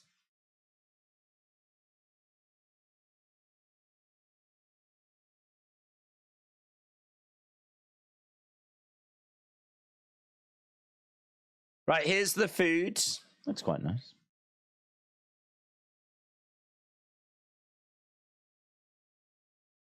That looks great.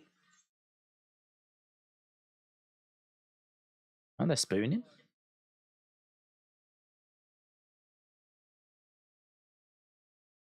So they're talking about how it's not too bad. It's not too spicy. Oh, it is actually. It is bad. Turns out it is bad. Breaking news. Got some breaking news. Where was Marquez's sources then?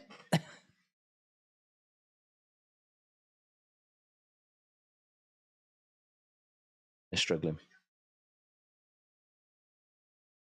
Couple of drinks coming now.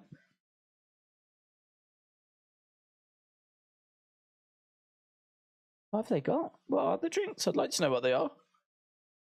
There's a pineapple one.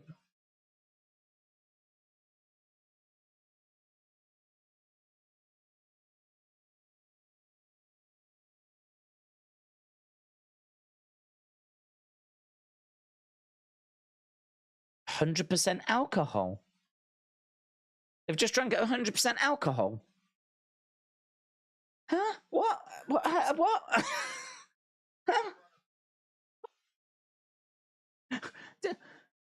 What?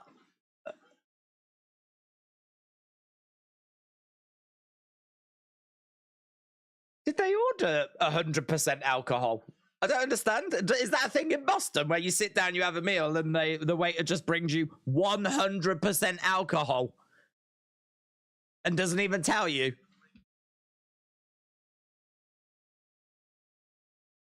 Okay, well, they are wasted right now. They are wasted.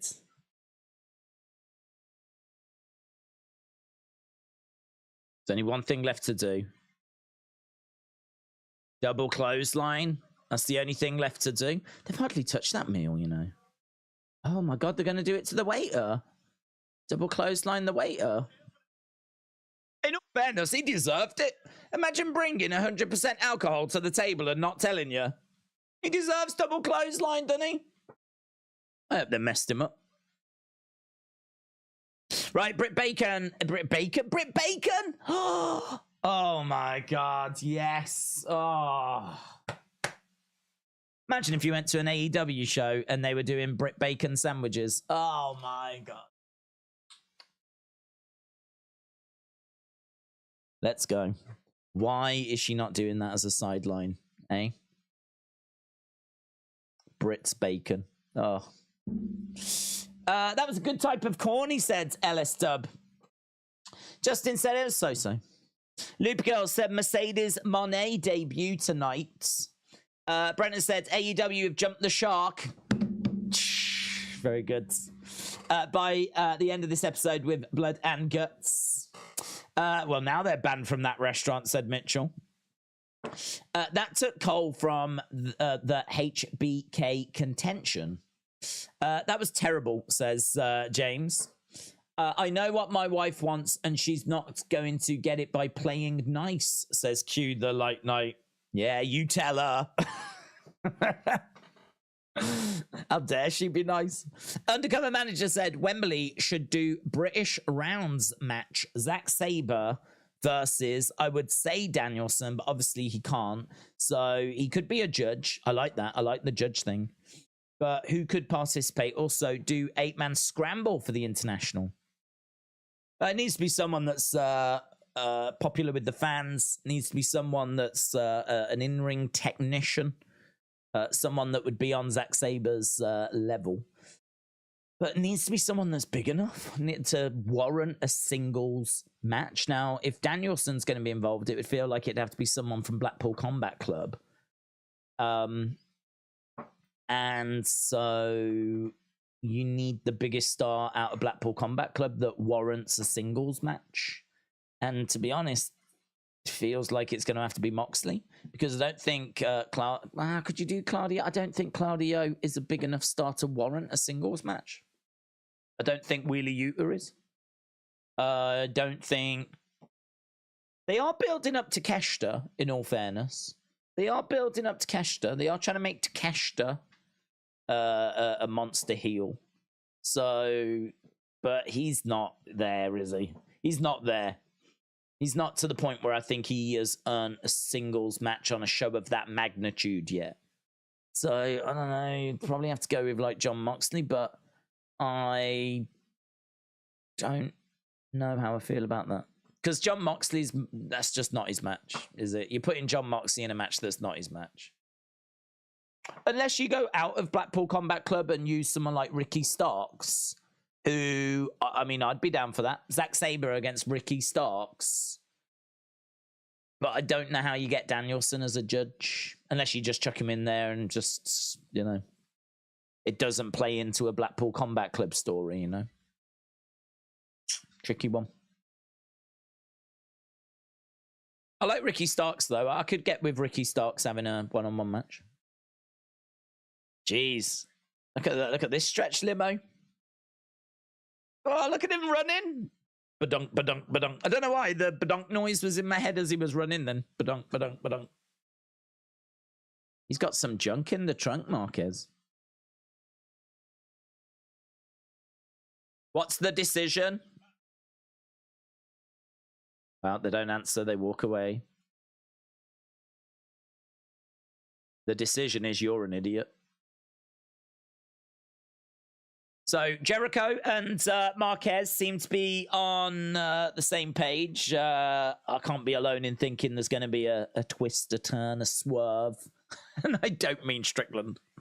Here's Brit Baker from Pittsburgh. I'd like to see her telling Adam Cole to be careful around MJF. I think I'd like to see that segment. Imagine if you saw Adam Cole going back home and Britt opens the door. Where have you been? Like, that could have been cool. Okay, so Britt Baker versus her opponent is already in the ring, so I don't think this is going to be a big name. Kayla Sparks. I was right. It's not a big name. Making a debut. Started training at 13 years old, apparently. Kayla Sparks. Right. I'm not ignorant. I am a nice person, says Christopher. Christopher, shout out to you. The jobber looks like Saraya. I can see that. I can see that.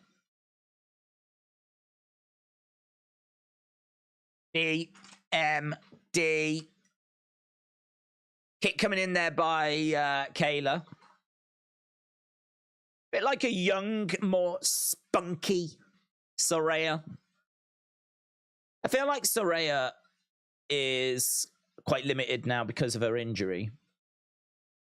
The matches that she's had have been better than I was expecting, but you can still, you know, you compare her to someone that's just starting out. And you can see that this girl, even in the brief moments we got to see of her, seemed to have a bit more of a bounce to her than what you get with Saraya. Saraya's just got to be so careful. She's basically made of glass.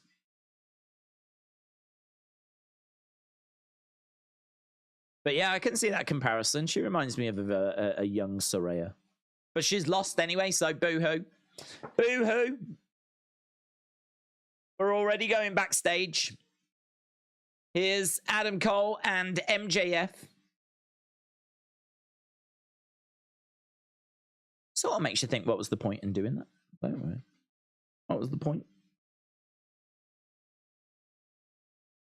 Are you guys surprised by the chemistry?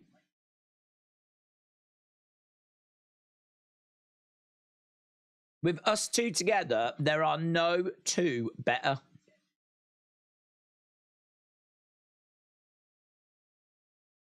We've only got one plan, and that is plan A. Hit the double clothesline.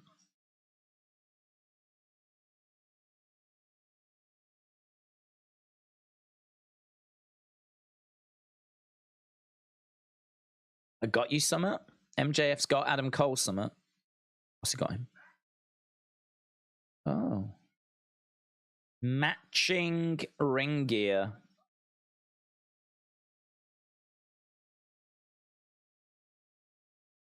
Matching jackets. That can't have been cheap. Matching jackets.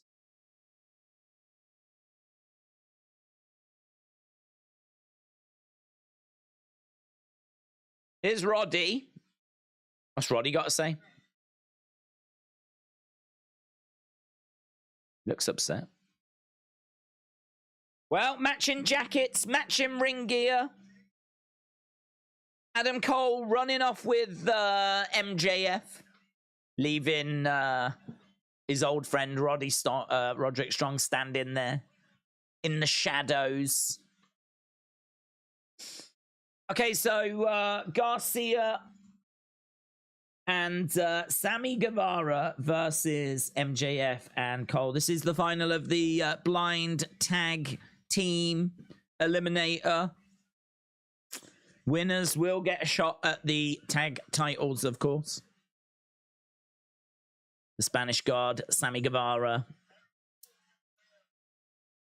Daniel Garcia. So these two making their way down to the ring. They're going to be taking on MJF and Adam Cole. Who wins? Lol, they've got matching gear, says Mitchell. Blind tag team final next. Munchie said Garcia is going to hit his signature dance move. WWE AEW fan said, I love the Daniel Garcia dance. Mitchell said all they need to get Roddy is a matching neck brace. LS Dub, shout out to you, says, I think Cole should turn on MJF, not the other way round. It's not a heel turn by Cole. It's just him gaining an edge on a heel. He looks smart and more of a threat to Max's reign. How about who turns on who poll, says Jim. You can do it, but it would mean taking down the Blood and Guts poll.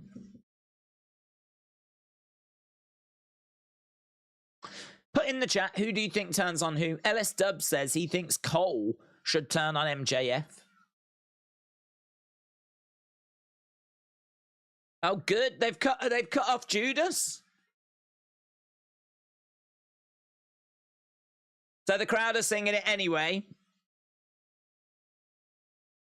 And MJF's music hits. So Jericho's going over to the commentary table. So Jericho goes to the commentary table. MJF is making his way out. But they cut off Judas. It's a big reaction for MJF.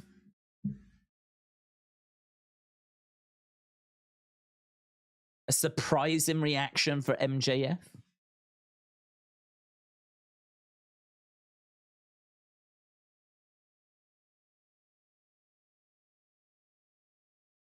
They're playing MJF's music. Oh, it's a slight variation. Here's Adam Cole. They embrace.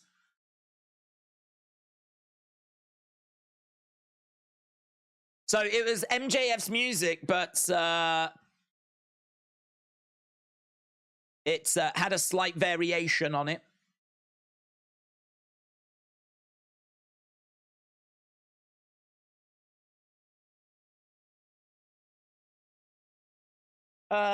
Russell Andy, shout out to you, said Dates, whose dance is better?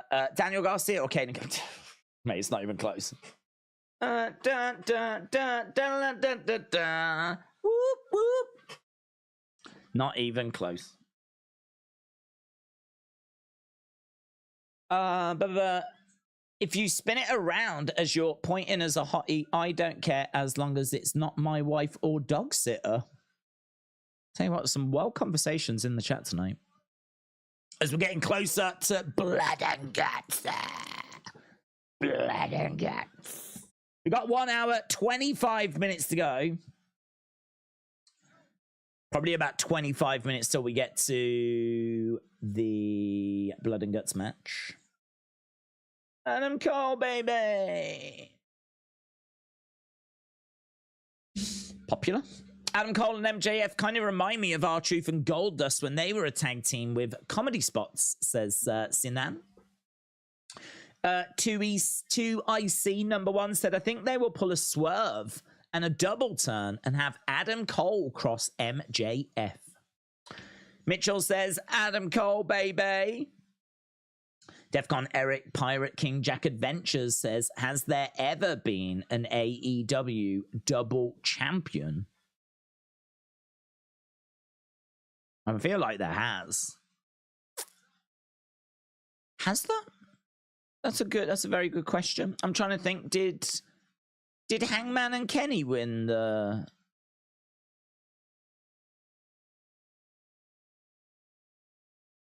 I can't remember anything with the AEW world title. I'm trying to think if like a TNT champ held the tag titles at the same time. I can't think of one off the top of my head. But I feel like there should have been. I feel like there must have been. Do you people want to see a dance off? No, thank you. So MJF is dance off. MJF is proposing a dance off. He jumps out the ring. Goes round. What's he pressing? Oh, he's pressed the button to play music.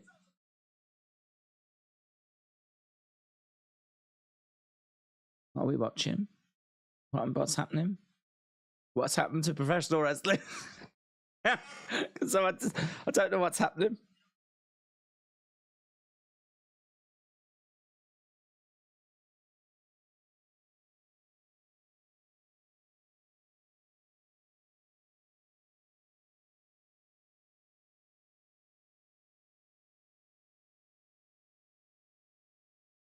Tony says this really sucks. Tony Schiavone just said this really sucks. I don't know if he's talking about this segment, this moment in time, or if he's talking about the dance. I mean, look, all I'll say is I am seeing people smiling. That lady's smiling, that man's smiling, that kid is smiling. So there's definitely people that are smiling. This is where we are, man. This is it. This is. Oh, do you remember Jim Londis? Do you remember Jim Londis back in 1933 in Greece? 80,000 people went to see. He did a dance off, didn't he? Now Adam Cole's doing some bop-de-bops, doing a little bit of thrusty thrusts.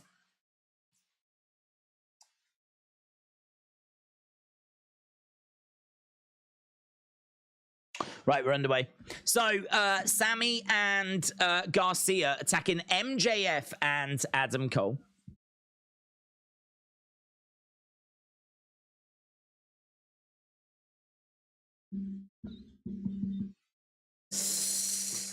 AEW is going for more comedy spots, says Carlos. I don't know, perhaps they think that'll bring in the casual fans, the youngsters, the kids. Are they trying to appeal to a younger demo? I mean, to be honest, if you think about it, doing amazing pro wrestling matches is great, and it's why the majority of AEW fans are AEW fans. But they haven't been seeing any growth, have they? You know, they've been at 850,000. So you can't necessarily blame them for trying some new things to try and, you know, get in to see if they can make that move. You know, it's stayed consistent enough now whereby if you just keep doing what you're doing, you know you're going to get 850. You're going to get 800, 850. So it does suggest you've got to do something different to see that number go up. They're trying something different.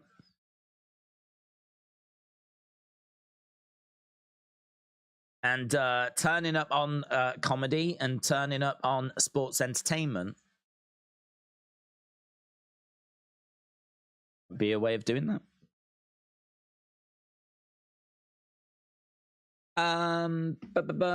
Smart idea, the way you eliminate wasted dives and hardcore gaga, says Charles. Can't wait to hear what the greatest heel manager and talker of all time, Jim Cornette, has to say about this, says Ava. Looks like some of WWE writers are working for AEW now, and it is a good thing, says Can't Stop, Won't Stop. But what is MJF doing? I do think that is something that's a bit strange. I think like MJF has been so heelish and has always been out for himself, and I think he probably still is. This is why, you know, we're expecting there to be a turn at some point. But he's just been so OTT jovial. Sometimes it can feel like fake. But maybe that's not a bad thing. Maybe that's not a bad thing because maybe it is fake. In the sense of, even from a kayfabe point of view, like, he is using Adam Cole to try and win the tag titles. And once this team's out, he's going to turn on him. And all of it was fake, which is why it feels fake. So that might not necessarily be a bad thing. It might actually be a clever thing. But at the moment, there are parts of what I am seeing with this friendship that just doesn't make sense. But as I said, that's not me laying into it. It might actually work in its favor that it doesn't make sense, because MJF could just be using Adam Cole, which would be then a perfect fit for his character, and it would make sense from a character point of view. Knee strike there by Garcia. Sammy coming in the ring.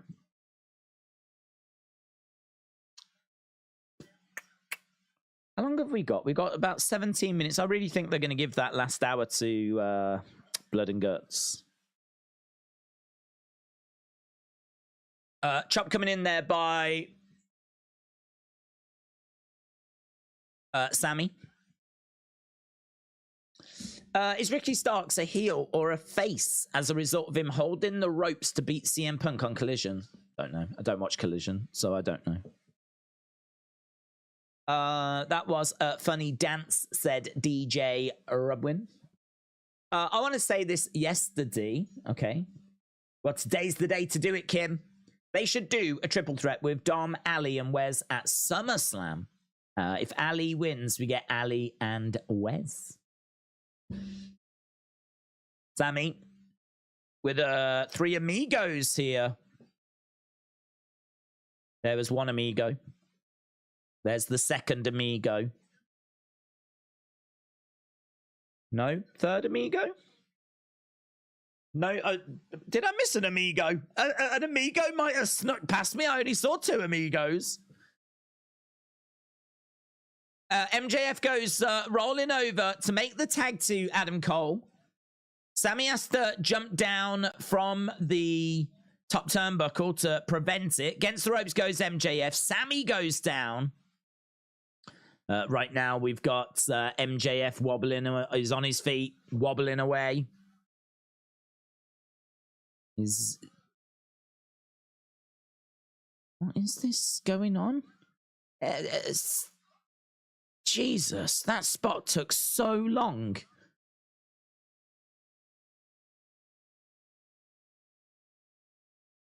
You had Sammy lying there with his legs akimbo, looking up, going, ugh. And you've got MJF just wobbling away, and eventually he falls and headbutts him in the nuts. These nuts. Jesus. Sammy could have got up, gone to the back, made a coffee, had a scone, got back to the ring, lay back down, and then he could have got hit in the nuts. He would have had so much time.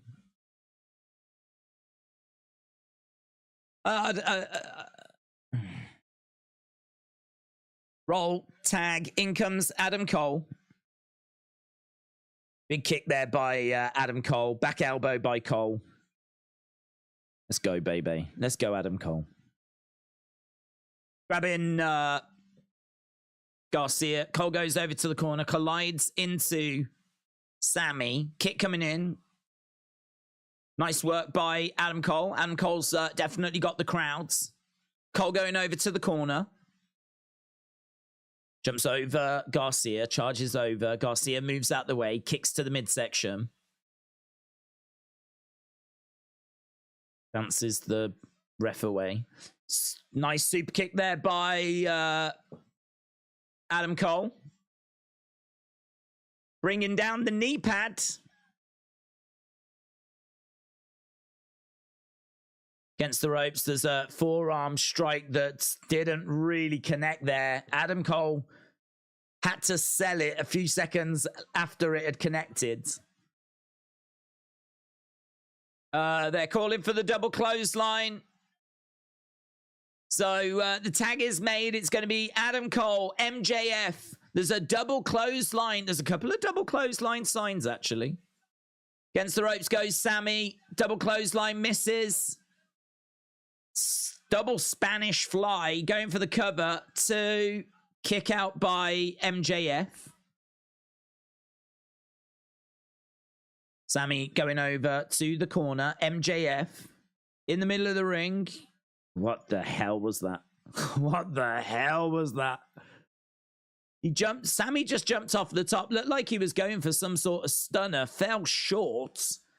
He's got caught.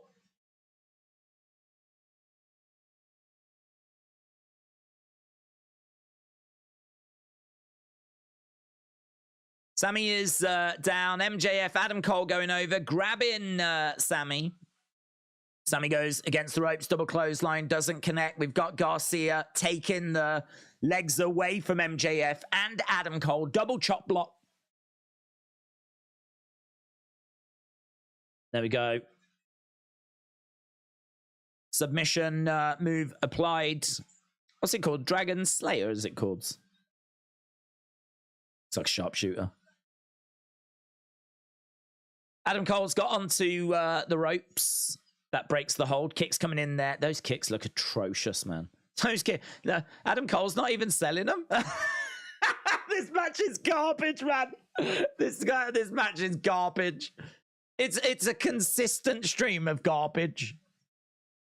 First match was fine. I'm sure Blood and Guts is going to be amazing, but honestly, this match just seems to have questionable moment after questionable moment after questionable moment to me. Those kicks look rubbish. They looked rubbish. Now, we've got Adam Cole on the outside. MJF was going against the ropes. He didn't commit to it. Now he's looking out at the fans. The fans are with him. The fans are into it. Going against the ropes. Suicide dive by MJF. Down goes Garcia. Down goes Guevara.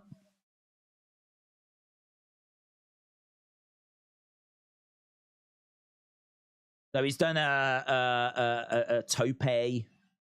Suicina. A suicide dive.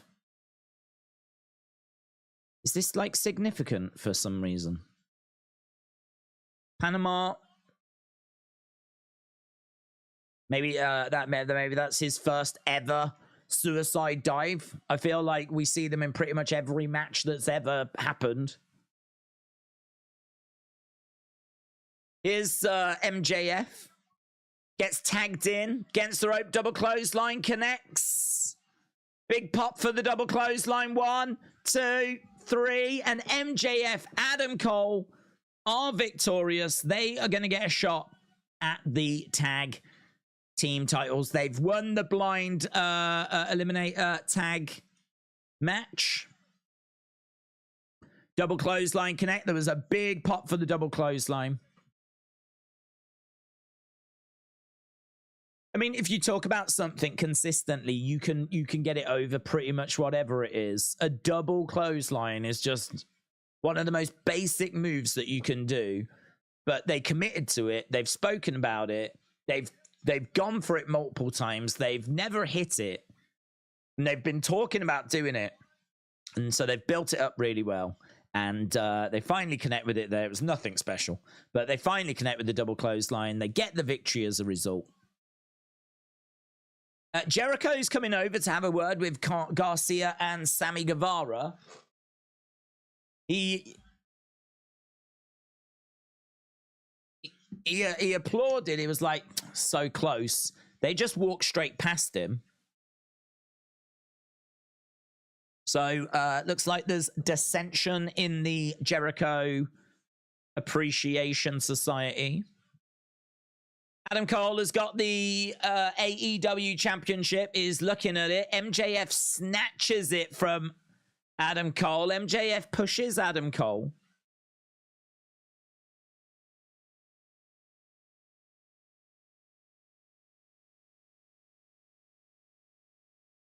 I was just giving it to you.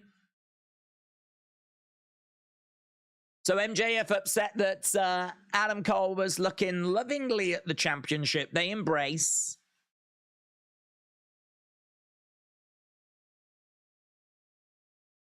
MJF's face drops.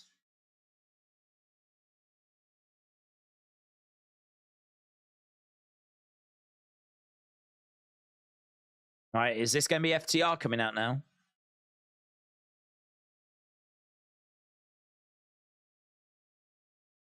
Dun, dun, dun, dun, dun, dun, dun. Top guys, living legends. FTR making their way down to the ring.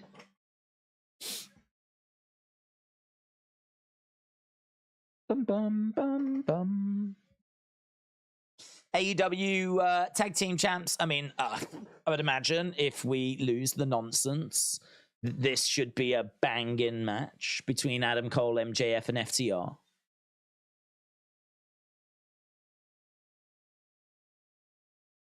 Dun, dun, dun, dun, dun, dun, dun, dun, dun.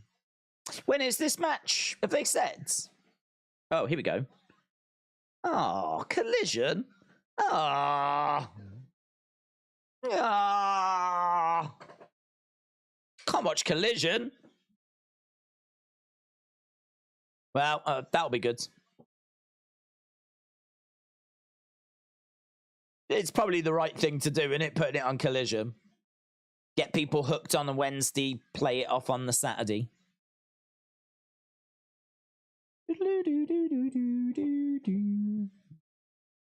Right, FTR are the best tag team in the world. Prove me wrong, said James. AEW's amazing. You go from Collision, FTR Bullet Club match to this one in one show, says E. Aubrey.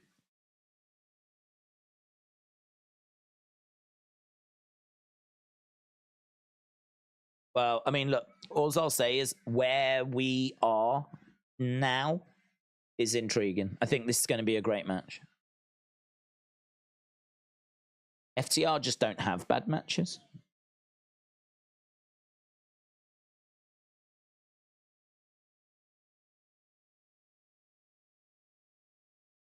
What did he say? Tony, something to Tony. We're the damn champs. Next time. Huh? What did he say? He said something to Tony then. Okay, well, both teams are in the ring.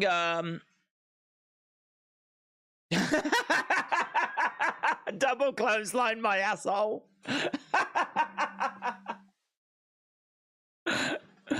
Oh, man, brilliant. Brilliant. That was cash. That was a great line. Right, up next, Blood and Guts. Blood and Guts match next, said Chris. Dax said, play our music, not theirs. We're the damn champs. Oh, it was music, was it, that he was upset about? Right, thank you. I heard him say something to Tony backstage, but I couldn't hear exactly what he was saying. Yeah, well, right, yeah. Play their music. They are the damn champs. He's not wrong. He's not wrong. But getting closer to Blood and Guts o'clock. Eli said, I don't care for FTR anymore. Oh, that's a shame. I mean, I didn't see their match with Bullet Club, but I certainly was told about it. And I believe that it was incredible. Match of the year contender. That's all everyone's said to me. So I think they're still right up there. I think they're still, you know, arguably the best tag team in the world right now. What are they smoking tonight? If anyone finds out, please send me some. That was a terrible match, says Godfather's Ho. K-pop lover said Usos are better than FTR. Inside, they would be the other team that would come to my mind. I actually don't know of who's killing it at the moment in New Japan. I always loved Yo and Sho. Roppongi 3K. 3K. I was thinking, was it 4K? I don't think they'd made it to 4K. I think they were still 3K, you know. Go back a few years now, you know. If we were to do it now, there might be Roppongi 8K. But yeah, Yo and Sho, I was so impressed whenever I saw those guys. But yeah, I don't know who's killing it over there at the moment. Mitchell said halftime scores. Yeah, okay, let's do it. That'll give me a chance to go and grab a cheeky Red Bull, actually. Halftime scores, everybody, it's the halftime scores. I really want to know your halftime scores. Put it in the chat. Halftime scores, everybody, it's the halftime scores. Are you happy? It's the halftime scores. Are you happy or you sad? Halftime scores, everybody, it's the halftime scores. I should get that recorded. If I got it recorded, I could just press play then. Just sit here like this. Halftime scores. Halftime scores. The Beach Kevin said 5. K-pop lover said 6. Jordan with 5. Obion said 2. 3. Not much tonight, says Christopher. I feel bad, but 3, says Aubrey. No, this has always been the anti-sports entertainment thing, you know? This has always been the wrestling show. That's how it positioned itself. I mean, we keep... Right, hopefully that's going to fix it. We just hit some horrible lag. It seems to be in the area, to be honest, because I'm also struggling with my router and everything. Like, both routers are just tried. Horrible, so I don't know if there's like an issue in the area. But I've just jumped onto the most reliable that I've got. God, there's a dancing shark. I'm not even lying. There's a dancing shark for Shark Week. Chompy's here. Right, yeah, I don't know. Horrible lag. Everything just struggled there, so I don't know if there's a fault in the area. Okay, what's this? Royal Rampage. No, it's gone. It's gone. Don't know. Chris Statlander against Marina Shafir. That's taking place on Rampage. Blood and Guts is coming up next. Blood and Guts.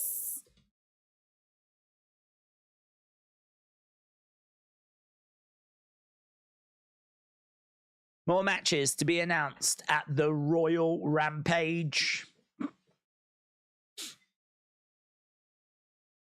Okay, the cage is being lowered. Yeah, before we... we're still getting some lag on. Just constantly dropping the quality. Constantly dropping the quality to try and make sure that it's not going to interrupt Blood and Guts. Where are we now? That should be okay. Right, we're just looking at how it is that we got to this match. I'm not going to talk about the halftime scores anymore. Every time I talk about halftime scores, the stream crashes. So I don't know what kind of black magic Tony Khan is using, but we will move on from halftime scores. Because I don't want this stream to crash any further, thank you. So we are building our way towards Blood and Guts. We've got the structure being lowered. We've got a little video package. Structure is in place. Justin Roberts. So 2 men enter the cage for 1 5-minute round. Every 3 minutes, another participant enters. Rules are gone.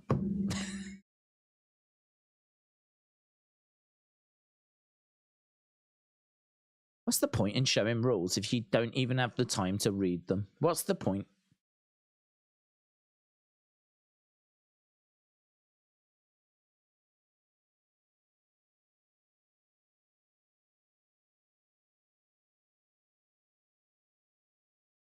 Okay, here we go then. Teams making their way out. Here's Claudio.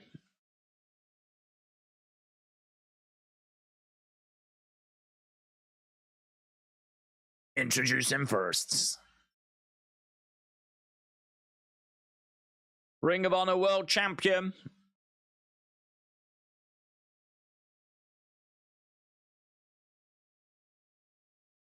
Okay, so looks like everyone's getting their own individual entrances. We're not seeing Blackpool Combat Club coming out together.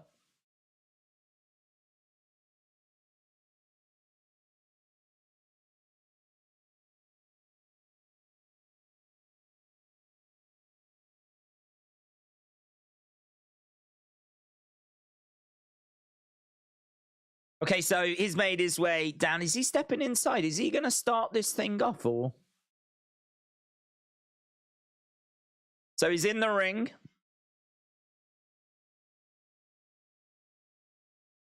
Main event coming up. Time for the main event, says Legend Killer.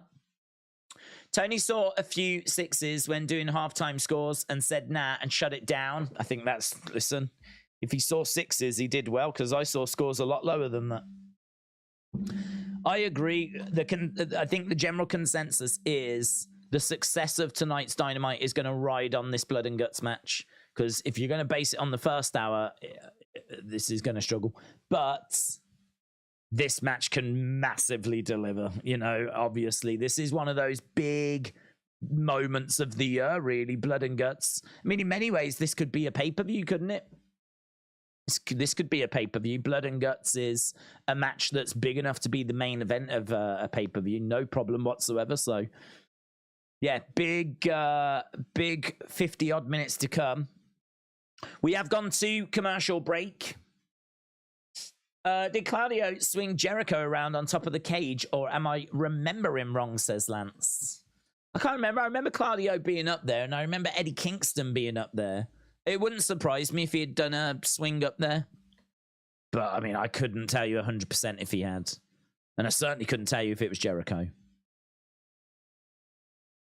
James said this Dynamite was always about the Blood and Guts match. Irish Rebel, shout out to you. MJF Adam Cole match was fantastic, says Aaron. Travis said, how many fake screwdriver stabs will the unprofessional EVPs not sell tonight? Undercover manager said, what's happening? No commercial. It's no feed.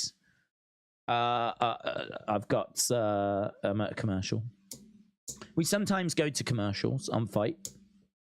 So, I don't know. They've gone to one now.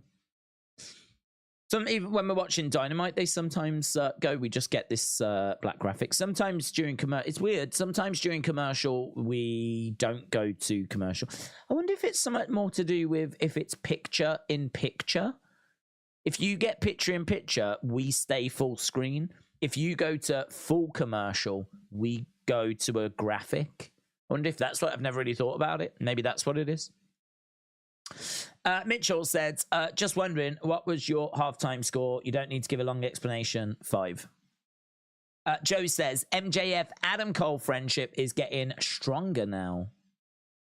Scott says, Ibushi. Kashawn said, remember Inner Circle and Pinnacle from 3 years ago? I do, yes.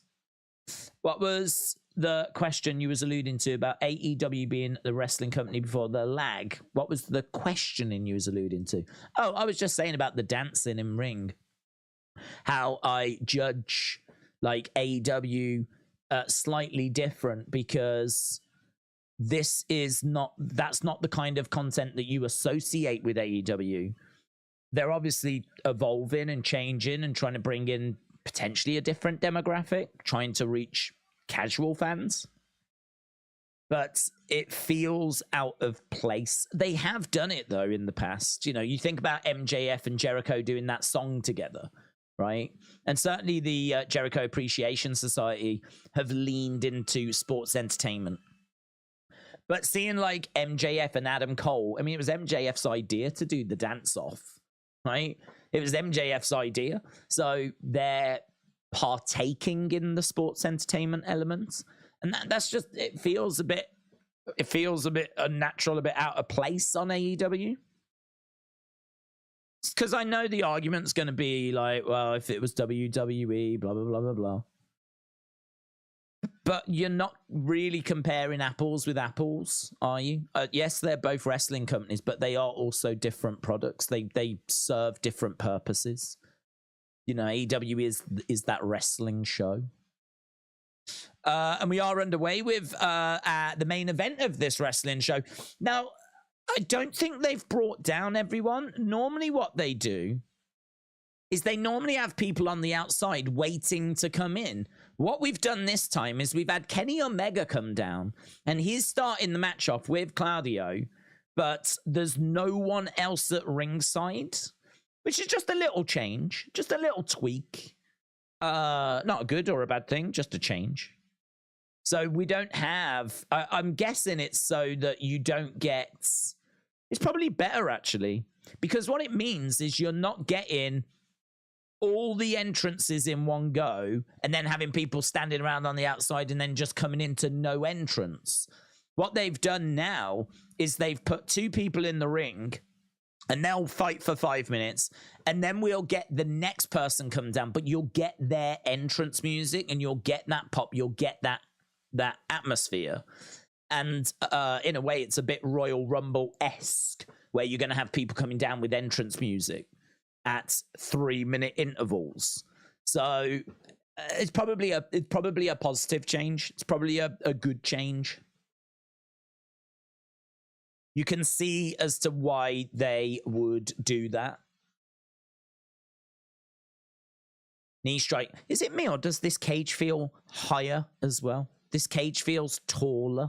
I don't remember the cage being that tall in the past. Big went for a back body drop, but Kenny lands on his feet. Into the corner goes Claudio.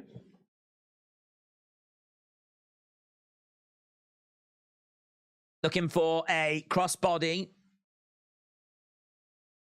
by Kenny. Jumping on top of Claudio, throwing in some shots.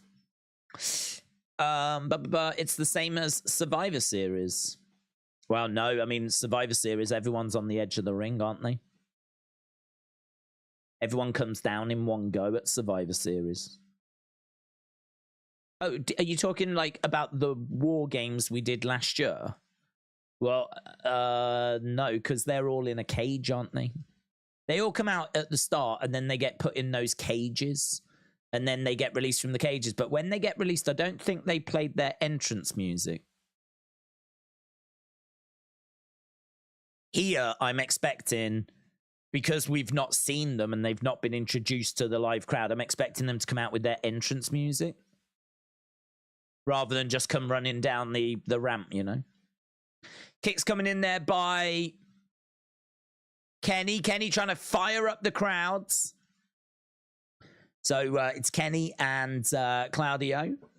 As we said, for the first 5 minutes, someone will then come down. I don't know what team is next. But someone will come down, and every 3 minutes we'll get people come down. Slam there by Claudio. I feel like MJF, Adam Cole, Sports Entertainment, is there a way of hoping something clicks like the Bloodline? I don't think so, because I don't see them being together for a long time. And actually, even at the end of that spot, we saw MJF get upset with Adam Cole. You know, he patted him on the back, and then as soon as Adam Cole went, there was that very serious look from MJF. It feels like they're planting the seeds for the split already. So, you know, I would expect them to fail against FTR. And I would expect then there to be a turn after the match. If it doesn't go that way, I'll be surprised. And then maybe we are going to look to continue it going forward. But MJF is sure to defend that title against Adam Cole. And this friendship is, it's hard to see it be a friendship that can last. So I think they're just trying to get as much fun out of it as they can, to be honest. I think they're trying to just make it as entertaining and as fun as possible. And it's down to personal preference as to whether you enjoyed that segment or not. Kenny charges over and takes down Claudio. Probably saving Ibushi till the end. Right, here we go. Countdown.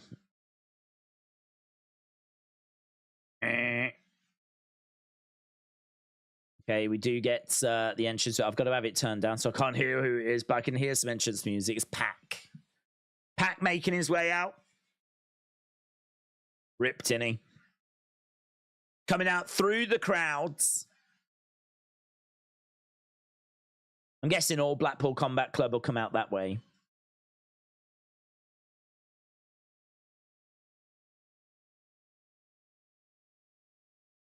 Not stepped foot since that best of 7 series.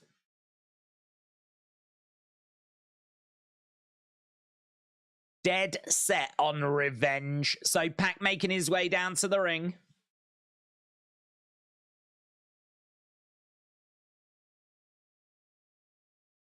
Chop's coming in there by... Crazy to think he's a former NXT champion. Crazy to think that this is a former NXT champion.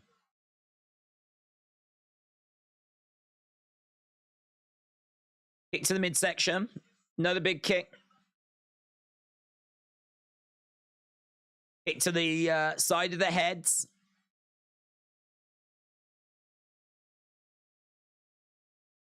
Kicks coming in there by Pac. I really feel like Pac is like wrestling's forgotten man, you know?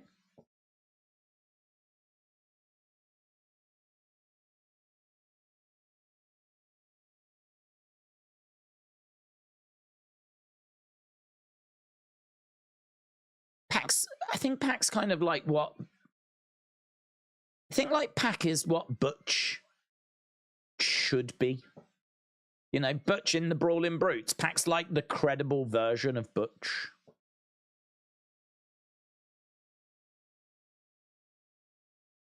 Kicks coming in there by Claudio.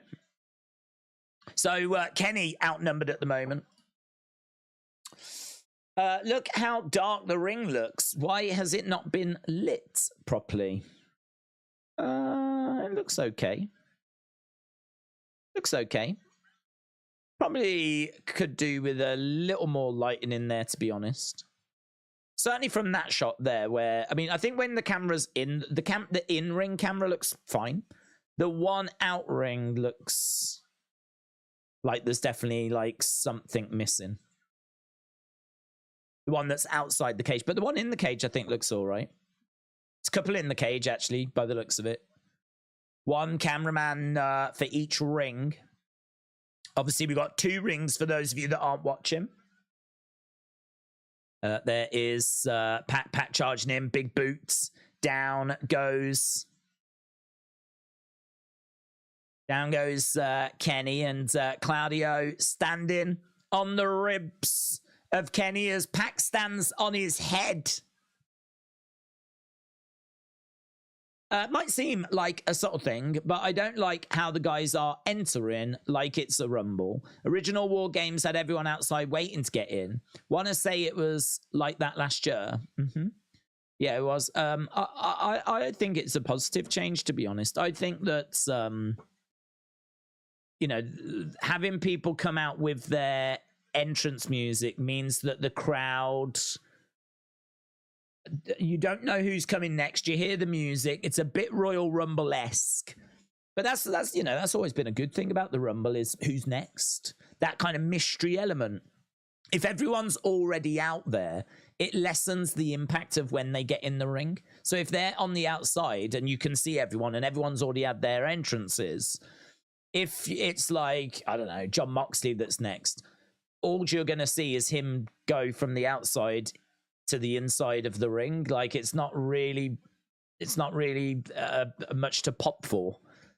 Whereas now, like, who's the next person? Oh, it's Hangman. So you get Hangman's music. You haven't seen Hangman yet. Hangman's about to make his way down. There's Hangman. Oh, I love Hangman.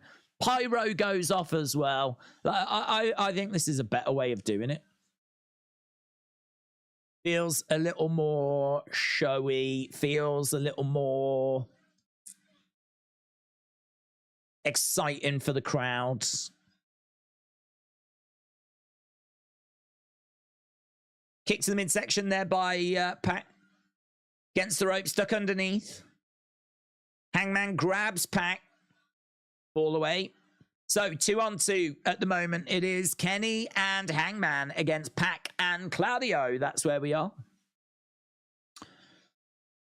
Hangman has got Pac, hurls him against the ropes. Looking for a power bomb. Nice. That is a big cage, man. That is a big cage. That is they ain't going up that, are they? I'm sure they ain't going to throw people off the top of that.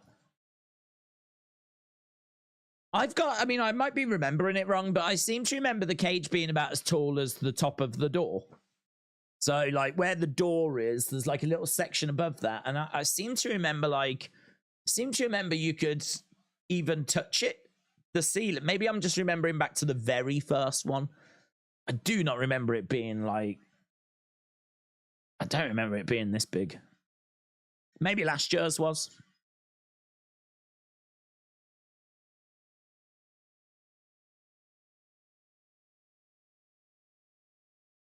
I couldn't even tell you how big it is. Like 30 foot?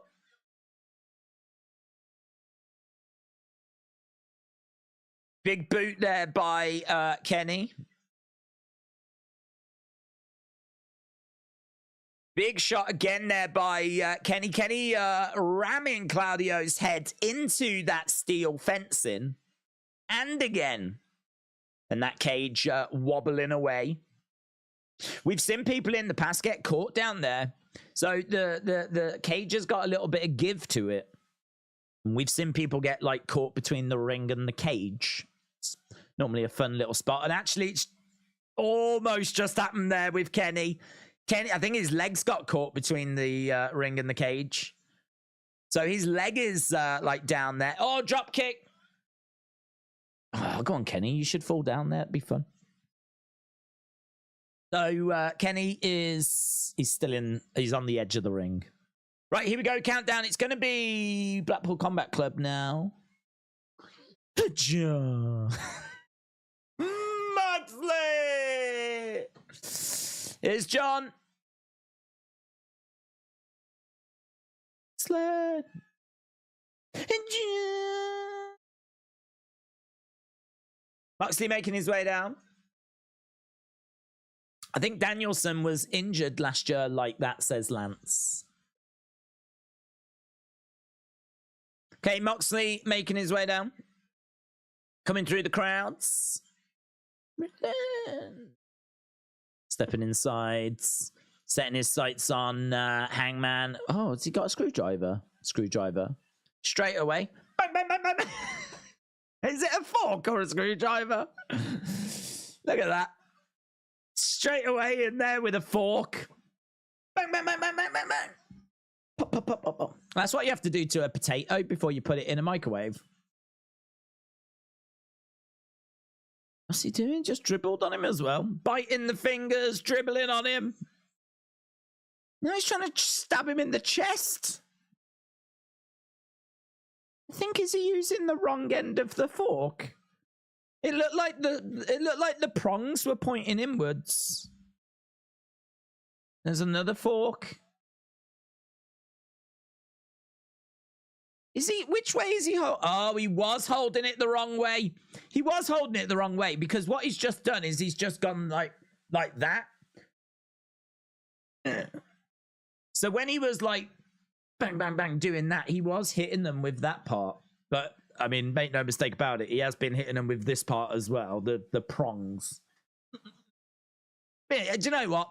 No discrimination when it comes to forks. He'll smack you with that end. He'll smack you with that end as well. Bang, bang, bang. Bang, bang, bang. To your chest as well. Hangman's coming back with some forearm strikes.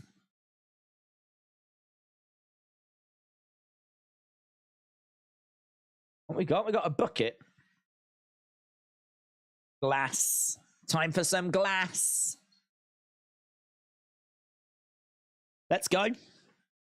Yeah, glass. Time for some glass, baby. Look, Claudio just went to touch a piece of glass. He was like, oh, that is sharp, man. Oh. Sharp glass. It was a quick 3 minutes, wasn't it? Now we got, is it one of the books? Nick Jackson making his way down. Be careful of the glass, Nick. There's glass on the floor, buds. It's gone up top. Missile drop kick. Oh, Moxley lands in the glass. Moxley's landed in the glass, and we know that glass is sharp because Claudio just tested it. Nick holds on to the ropes. Claudio almost hit Pac there. Oh, a couple of words being exchanged. It doesn't seem like Claudio and Pac are on the same page here. Clothesline. Pac goes over the top rope. Ring filling up now. Facebuster. Oh. Cutter. Damn. Facebuster into a cutter. On the ropes, jumping across. Oh! Hurricanrana. He Hurricanranas Claudio onto the glass. Moxley comes over. We're going back to the glass, picking him up. He's gone in the glass. The arm, the glam. Moxley picks it up, rubs it on the chest. On the chest.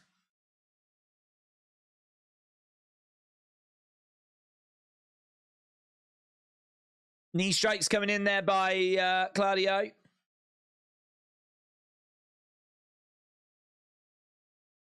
Suplex. Omega goes into the glass.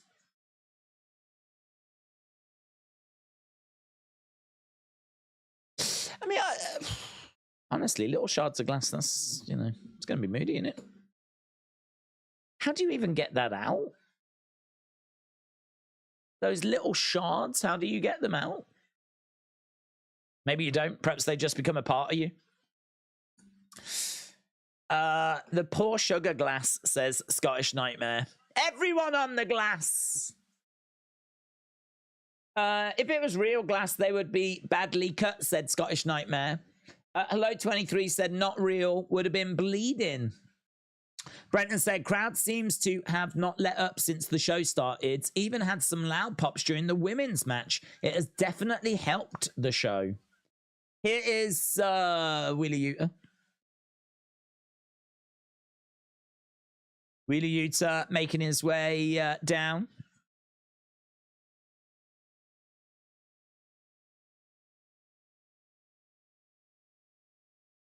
Claudio has got Kenny in the corner.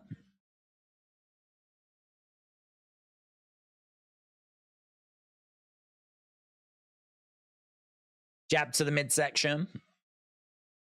Chair across the back. Chair to the midsection. So we've got loads of people down here. We've got Wheeler Yuta in the ring with a chair. So Blackpool Combat Club have got the man advantage again. The fork. Wheeler Yuta with the fork now. I mean, why not use a knife? Why not use a knife? If you're going to jab at people with a fork, just, you know, if you can use glass and you can use a fork, why don't you use a knife? I mean, you know, a knife, I don't even have one. Normally I bring, sometimes I have dinner here as I'm doing work. I very rarely need a knife, to be honest. Normally I just kind of can cut things with the side of the fork. Quite a lazy eater. If I can do a bit of scooping with the side of the fork. That's normally, if it's a steak, you need a proper knife, of course. But you know, one of those kind of like dinner knives that aren't very sharp. You ain't gonna stab anyone with that. Maybe that's the problem. Perhaps they're not effective enough. But if you got one of those dinner knives across the chest, you know, you're gonna mark someone with that, aren't you? Give it a go. Do you know what I mean?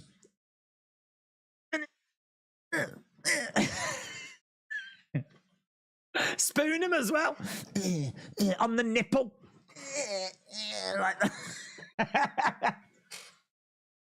Tongs? Where's the tongs?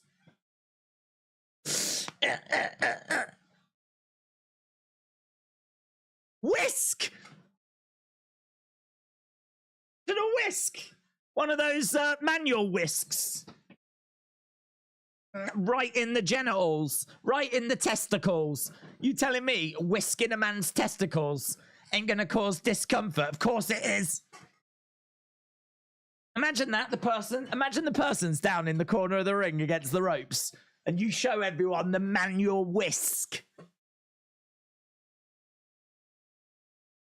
And then you start moving forward. You'd be like a human battle bot. Moving for everyone, be like, no!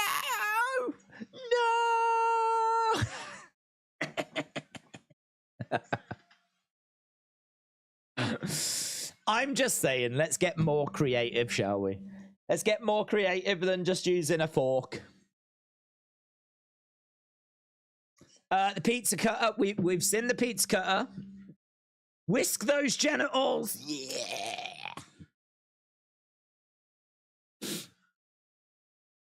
Right, we've got Matt Jackson that's come down now. Damn. That was moody. Pat getting dumped on his face. DDT onto a chair. DDT onto a chair. Knee straight to the midsection. Moxley is bleeding.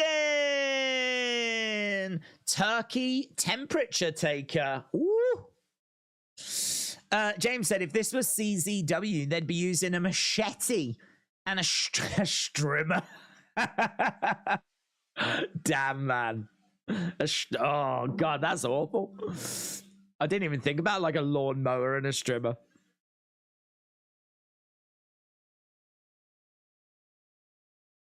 That's probably, yeah, that's probably too far. That you know, I think you could get away with the whisk though.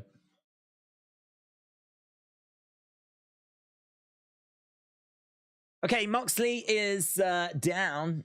Mox bleeds. No way. Moxley obviously bleeding. If someone pulls out an ice cream scoop, I am done, says Brenton. An ice cream scoop. Forearm strikes there by Hangman. Knee to the midsection by Pac.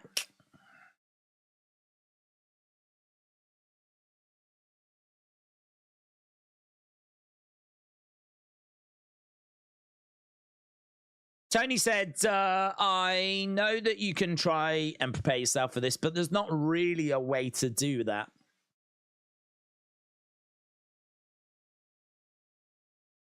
Suplex there by Moxley. Face first, Hangman in the corner. Plenty of people in there now. I mean, we've got four people in both rings. So I think there's only two more to come. Kota Ibushi and Takeshita.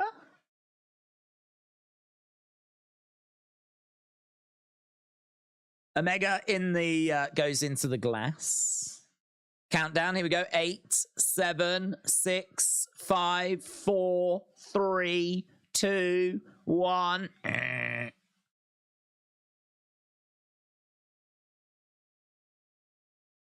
Here is Takeshita coming out with the chair.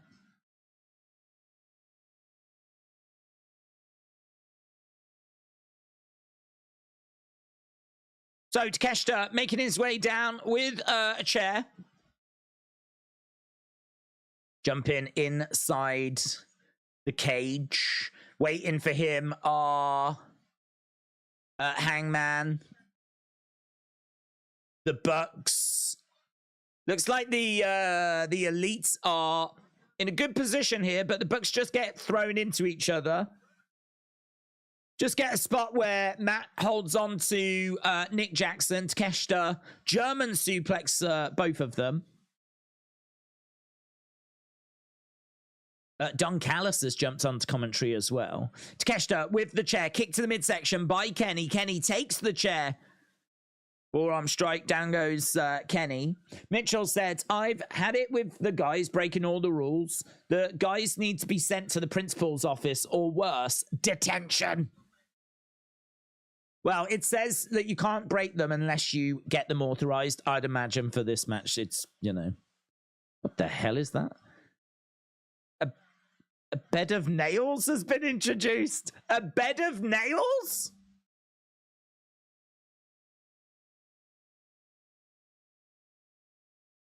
That is a proper bed of nails.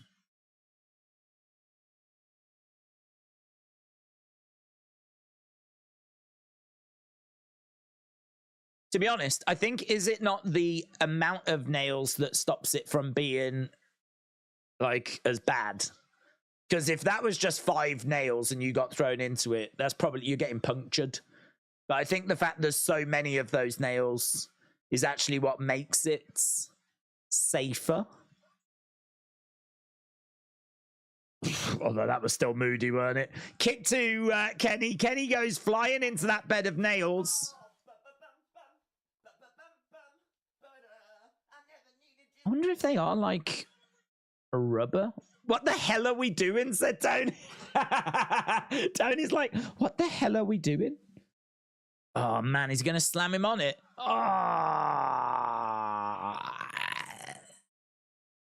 Oh, the way that we've used that is moody, man.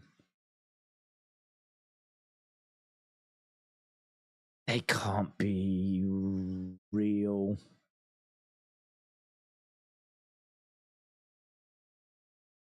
I wonder how they've gimmicked that.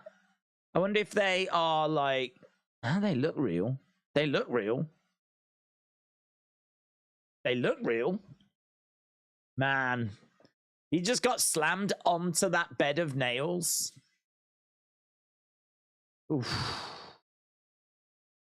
Charles said, this is ridiculous. He's barely bleeding.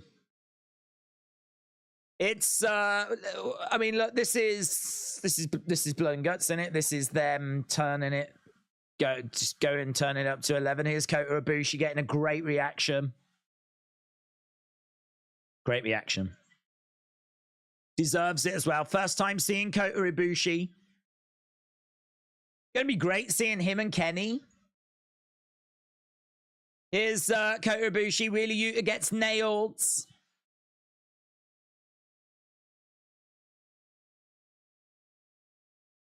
Kota Ibushi is making his way down to the ring, is giving a thumbs up to the fans.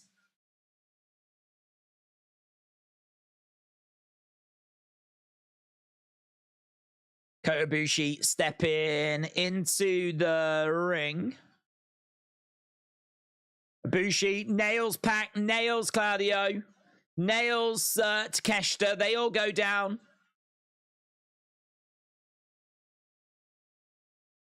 On the outsides, oh. Omega's hand is on the nails and Moxley is standing on it.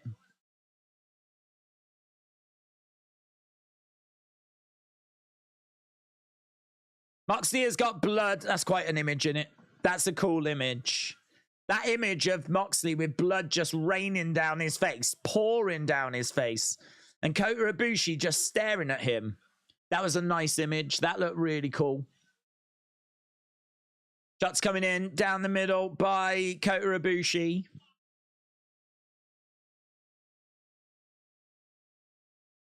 Right, everyone's in now. So we got, what, 20 minutes? Now the match can begin. Now we've got everyone in the ring. Kick to midsection. This could have been a good match, said Hello. There's not enough blood for me, says James.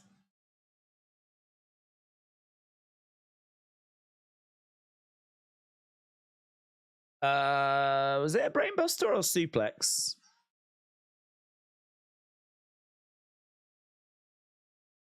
Now Moxley's gone onto those nails. I'm looking to see if those nails move at all. I'm looking to see if there's any movement in them.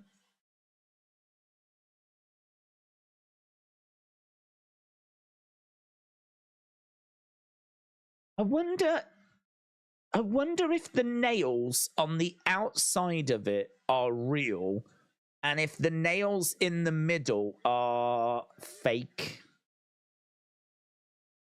I wonder if, in order to use that bed of nails, you have to be planting people in the middle of it. I wonder if that's a thing. I don't know.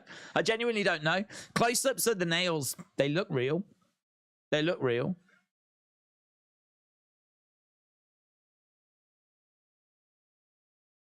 I think we... Okay, we just saw Kota and Kenny there working together. Kicks coming in there by Pac. Jonathan said, it looks like he's getting comfortable on that. Better now taking a nap. I heard it's good for your health. Oof. Nick just going in between the cage and the ring. Jay said the Kenny and Ibushi romance is back. Days, really guess ain't had a nail in the foot. What do you mean, buds? Here is your winner via nerve agent execution. Adam said, I think that tips are blunted. So you think all of the nails are genuine, but they've just blunted the ends? Could be that. Yeah.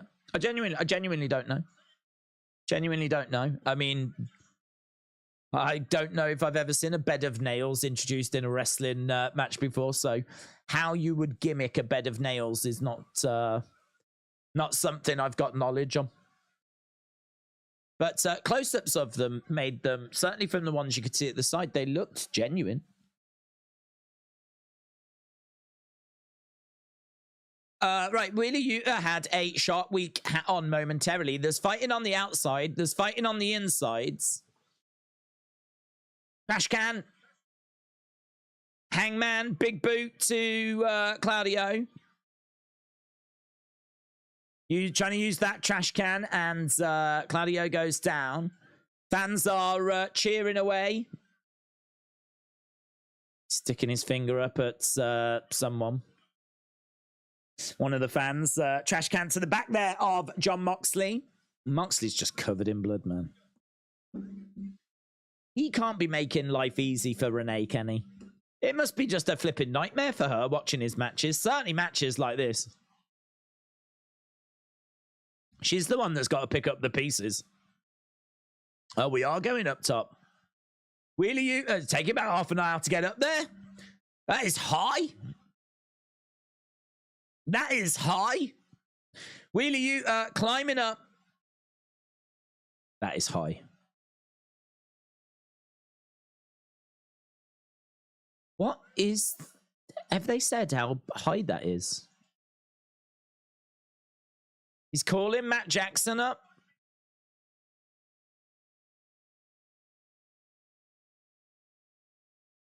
That's high. That is high. I don't keep saying it, but it is high.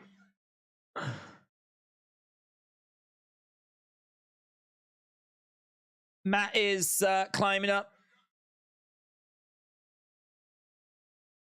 Will you grabbing Matt? I mean, it's a solid cage. It's proper solid.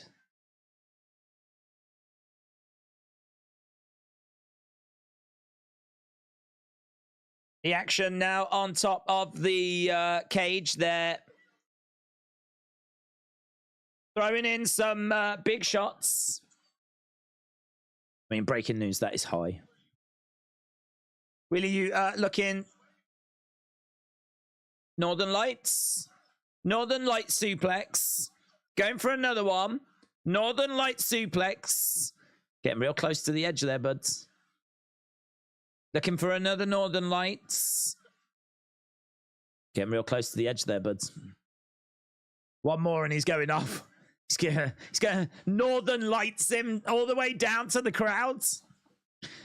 Pretty sure, though, if you do Northern Light suplex him there, you're going with him. You might be better to just throw him. If you want to get him off the top, just chuck him. I'm not sure Northern Lights and him off the edge is the wisest move. They've stayed up there. I doubt there is a crash mat, says Jim. Make an appointment, give blood. You're joking. Red Cross, advert right now, a QR code. Give blood during this match.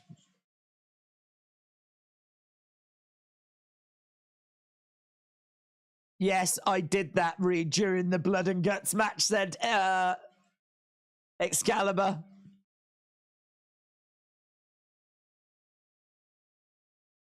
If you've been inspired by watching some of your favorite AEW wrestlers bleed, why don't you give blood as well? Go to redcross.org or scan the QR code on screen. Amazing.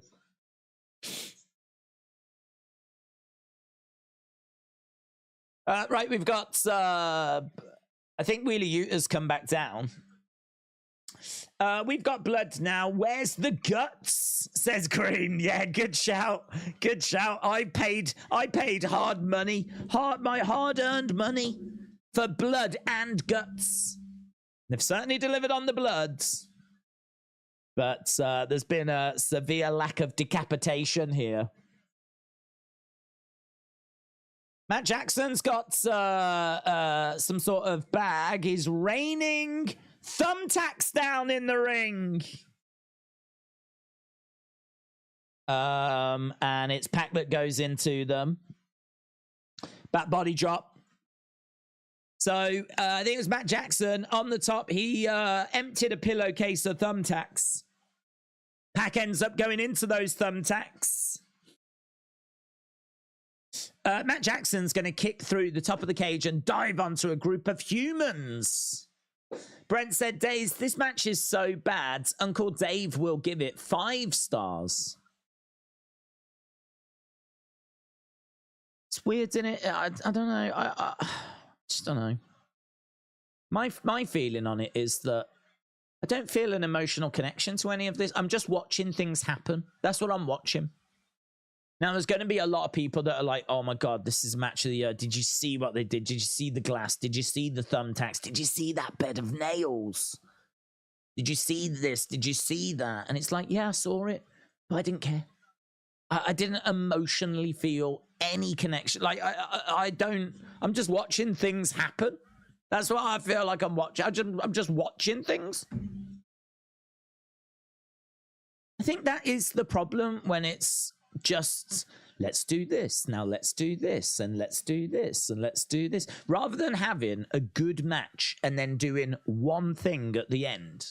So rather, like, you know, you have big brawl, big fight, and oh my God, here's the thumbtacks. Oh my God, here's the bed of nails. Oh my God, here's glass. It's all of it. It's all of it. And I think the problem with all of it is that, well, if I've seen thumbtacks and I've seen someone on the top of the cage and I've seen glass and I've seen a bed of nails, how do you want me to care that now a table is in the ring? There's a table in the ring. I don't care. I don't care. Am I meant to freak out about a table now?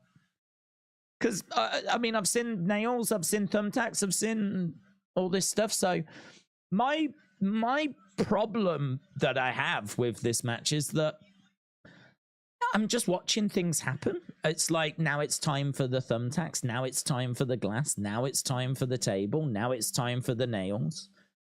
I just think this match would be better if it was a battle, a real like in-ring scrap with these lot battling away, and then you introduce one thing, something at the end as your exclamation point. This is the, you know, this is the end of the match. Here's the thumbtacks. Here's the better nails. But just because that's my view on it and that's my feeling as I'm watching it, you know, there's going to be people that are wetting themselves over this, man. There's going to be people that are really enjoying it. And fair play. Great. Yep. Brilliant. You know, if this is your thing and you're like popping for all of this stuff, brilliant. I just can't do it. I just can't find, I just can't find a way of caring. The fans were chanting, "We want fire," apparently. The fans want fire. Why not? Let's do it. Let's bring him some fire. We want animals. We want animals. I want rabid dogs. I want snakes. I want alligators. Right now, we've got a tombstone. So, is that Vertebraker? Dead eye. A dead eye. We're deep into the match. Who's going to give up, says Tony Schiavone. We're deep into the match. Who is going to give up? Kick coming in. The table now has been placed between the two rings.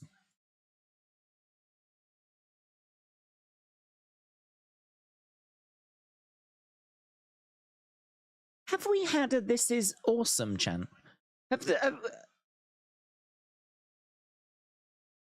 We must have. Roll up by Ibushi. Oh, Takeshita planting Ibushi, but Ibushi rolling it through.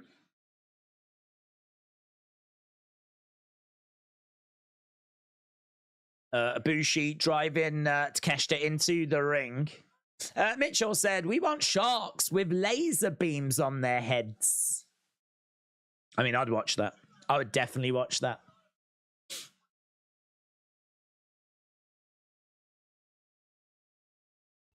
Okay, so there's action everywhere at the moment. We've got Wheeler Yuta throwing in shots on one of the Bucks.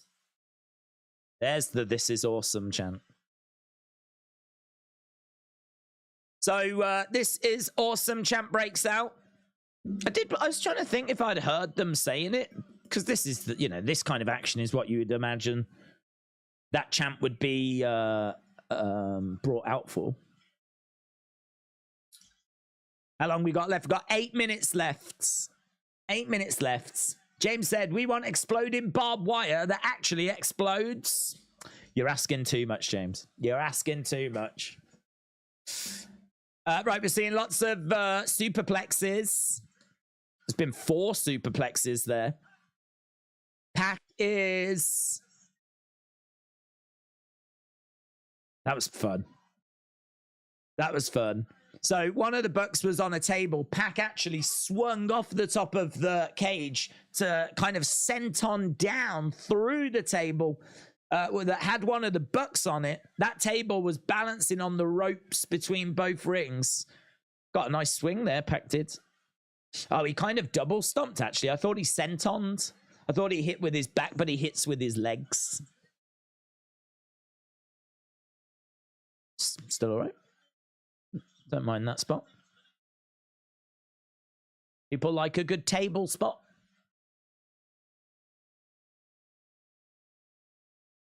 So, people on their feet. Crowds are on their feet. We're seeing lots of glass and thumbtacks and blood. Has AEW explained yet what's going to make Royal Rampage rumble, said John. I don't think so.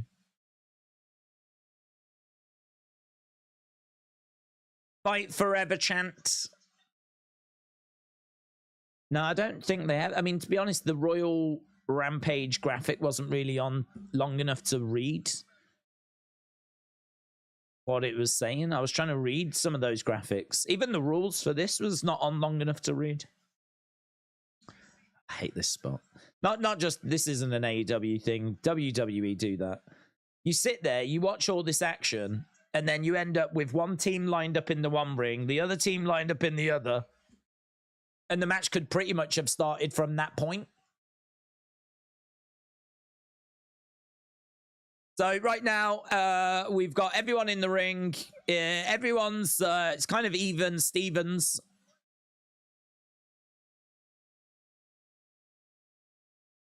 Double clothesline there by Takeshita. Royal Rampage is a battle royal with 2 rings.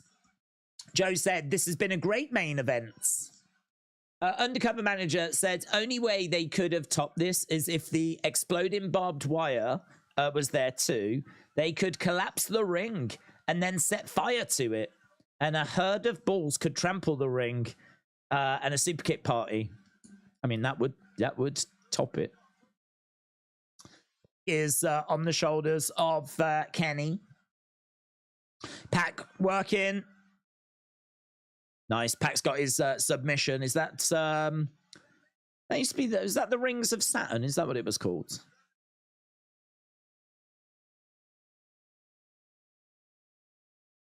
Where's Kenny? Kenny is struggling here. He's in the middle of the ring. Yeah, everyone's got a submission holder on at the moment, and now we've got Claudio swinging one of the Bucks around.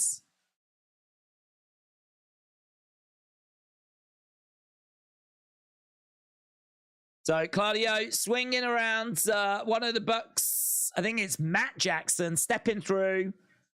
Sharpshooter applied. So right now, all of Blackpool Combat Club had got submissions on.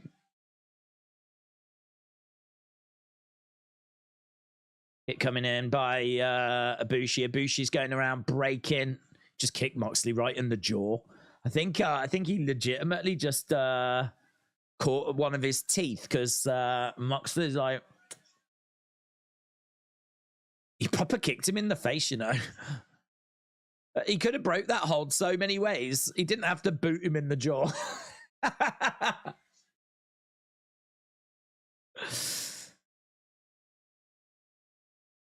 3 minutes. 3 minutes. Moxley lost a tooth, said Lance. What a display of marvelous pro wrestling violence. There's a line to unpack. Moxley kisses the camera.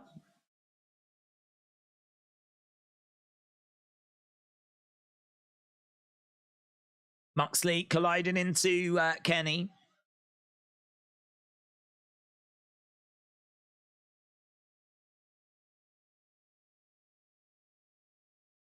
Claudio colliding into Pac.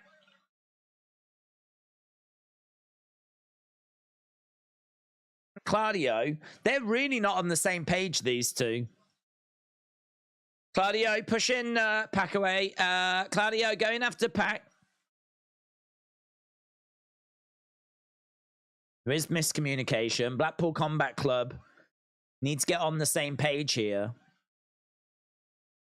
Yeah, Moxley's tough is still bothering him. Pac sticks up his finger to Blackpool Combat Club. Is he walking? He's done. He's done. Forget this.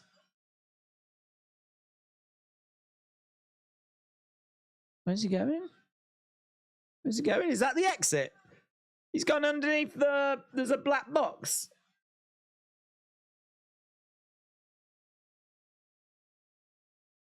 Bolt cutters. So he's gone and grabbed some bolt cutters.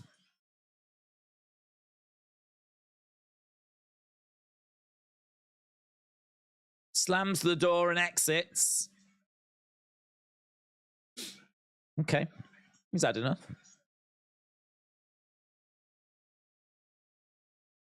Snapdragon. Snapdragon. Pac leaves. Pac is going for a drink. So Pac in the entranceway. Is he a heel? Is he a face? I don't know. Blackpool Combat Club are heels. He's just turned his back on the heel group, but I don't feel like he's a face. I think Buckshot's come in. He's going for some pliers to pull that tooth. Yeah, he probably needs to, actually. Buckshot connects on Claudio. Wheelie Yuta is in position. He's going to get buckshotted. Buckshot and knee strike. V buckshot. He got V buckshotted. Wheelie Yuta is down on his knees. Kicked there by one of the Bucks. Great storytelling, not going to lie. Remember Omega last week said pro wrestling is about love. Right now, Moxley is being handcuffed.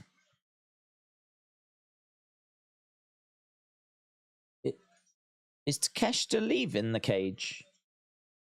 Where's Takeshita going? Is Takeshita had enough? Takeshita's walked out. Don realised that Blackpool Combat Club are struggling, and so he's pulled out Takeshita.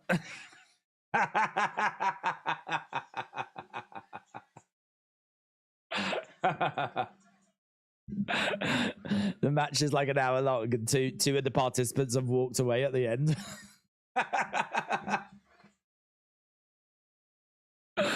They've given up. They've had enough. Right, he's being choked.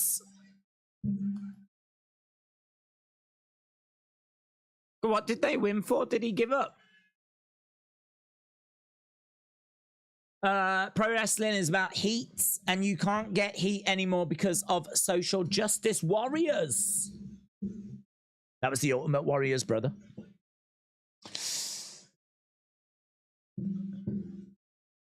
Right. Golden Elite win. It is Golden Elite that pick up the victory.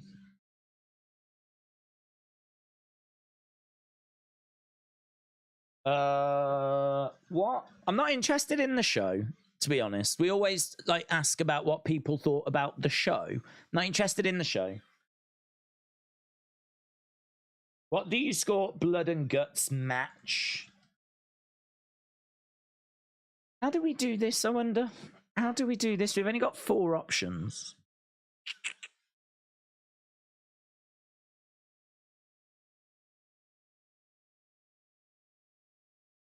Let's mix it up. Let's have an amazing. It was amazing. Oh my god, it was amazing. It was good.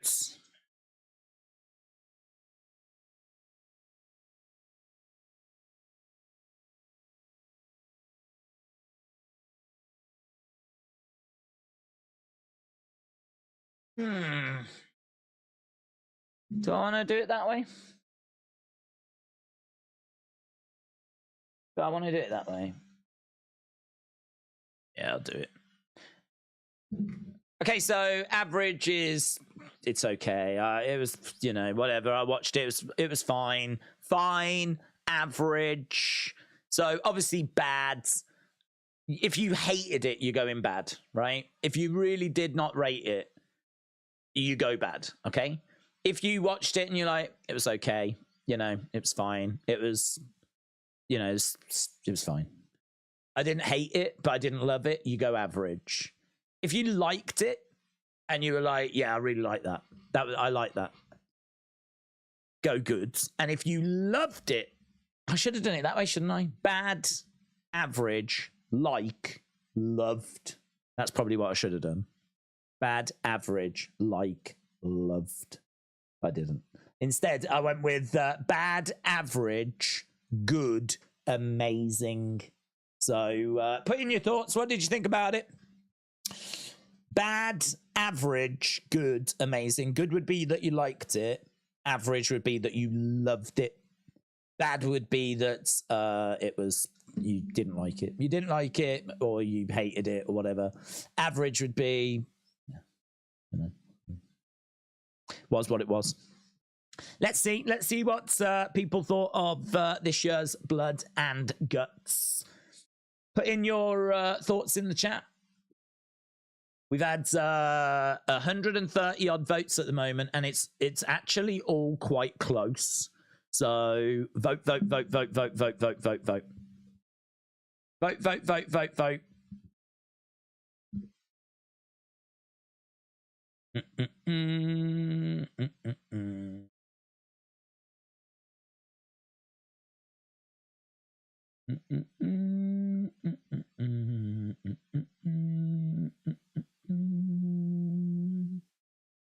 I was just trying to read what they were saying on Fight. Because the Fight chat's quite interesting. So that's obviously not this community. So you're kind of getting a little glimpse as to what other people thought. This person said, I'm just going to read them. Good night, folks. That was worth watching. Good night. See you Saturday. The day they break up MJF and Cole is the day I end up in a psych ward.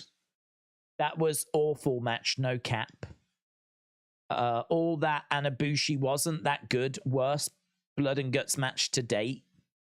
I think AEW needs more men kissing. I like flips.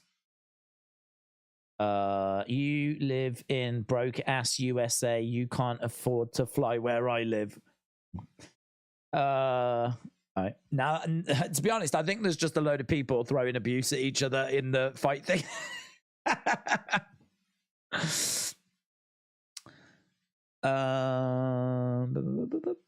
Camera work was a solid 4 out. That's interesting. Camera work was a solid 4 out of 10. Match was 7. Blocked by the SS finish from being a... What's an SS finish? Blocked by the SS finish from being an 8 or higher. So this person said that was a 7, but it would be higher if not for the finish. And they said the camera work was a 4.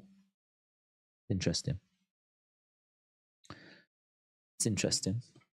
I love AEW, but that was not a great show. I'm going to give it 5.5 for the show. I love Ibushi, but man, that was rough. Have you got a score? You don't have to give a long explanation. I don't have a score, to be honest. As I said, I'm not really interested in what people think about the show. I'm more interested in what people thought about that match. For me, I was at like a 5 at the halfway point. So I want to know what people thought of the Blood and Guts match. Whole match was off, says hello. Only ones that say it was awesome are AEW devotees. First half of the show was good, but the last half sucks, said Stephen. Brenton said AEW hit the nail on the head by having Shark Week as a sponsor. They nailed it. Hit them with everything but the kitchen sink. Stick a fork in them, they're done. Any more puns that I missed?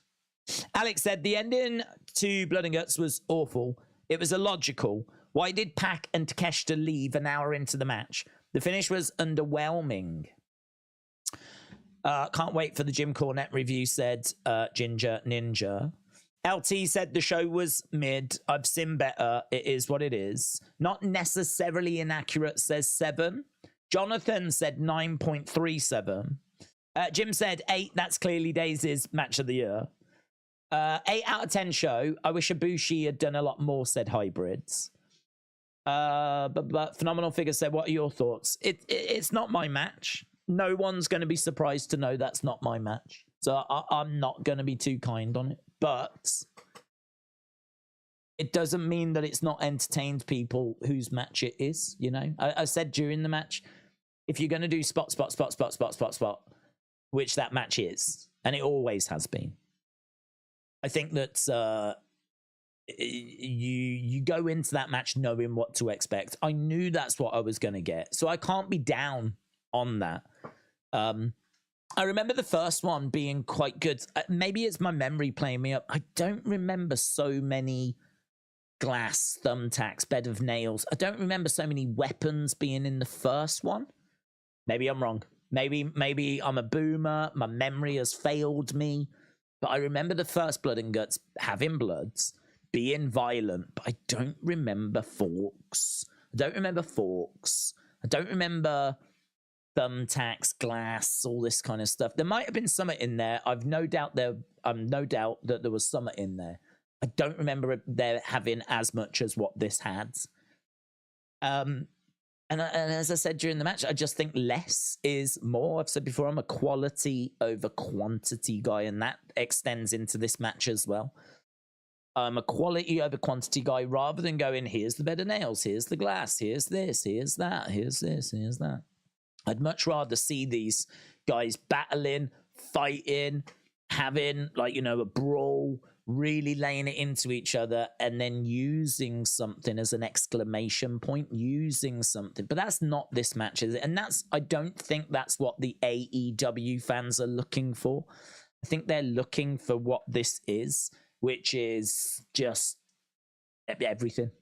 You know, this is the everything match, isn't it? You know, but I think you go into it knowing that that's what it's going to be.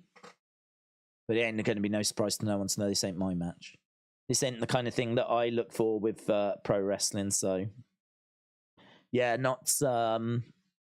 I wouldn't be too kind on it, to be honest. But if you enjoyed it, I can understand why you enjoyed it. It's not unfathomable to me as to why someone would sit down, watch this, and have fun with it.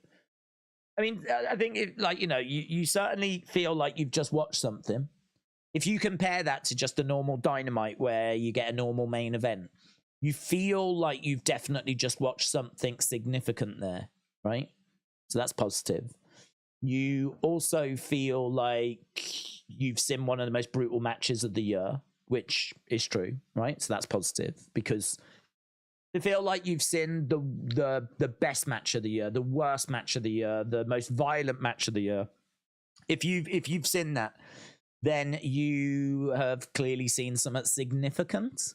So I can look at people that get their enjoyment from all of that and the action and the spots and the brutality and all that kind of stuff. But what it comes down to for me is I just don't care. I cannot find a way of caring. And without that emotional connection, the match is just, it doesn't mean anything. And the reason why I don't care is not because I hate AEW or anything like this, but it's because if you are going to do this weapon followed by that weapon followed by this weapon followed by that spot, this spot, that spot, this spot, you nothing matters. Nothing matters. Or, like I've said before, there are people that will watch that match and they will go, and they will react to every moment in that match. They will look at the glass and they will react to it. They will look at the nails. They will react to it. They will look at someone being choked and they will react to it. They will look at the people going up on top and they will react to it. They'll look at the fork and they will react to it. They'll look at the table spot. They will react to it. They will react to everything that's happening. Like, it's just, oh my God, how can this get better? Oh, look at the thumbtacks. And they will react to it. There's people out there that can do that, right? I can't do that. I don't know what maybe I'm faulty, but I watch it, and the more stuff I'm seeing, the less I'm caring. I just want to see the battle, the fight. I want to see them really going at each other. You know, one of the other barriers I've got is I just don't like manufactured spots. And seeing that spot where they're all in submission holds at the same time, you just go, this is just fake, phony nonsense. That's what this is. I mean, in a real fight, are we all going to slap on submission holds at the exact same time and then have Kota Ibushi go around breaking those holds by kicking people? I understand there's choreography in wrestling, but...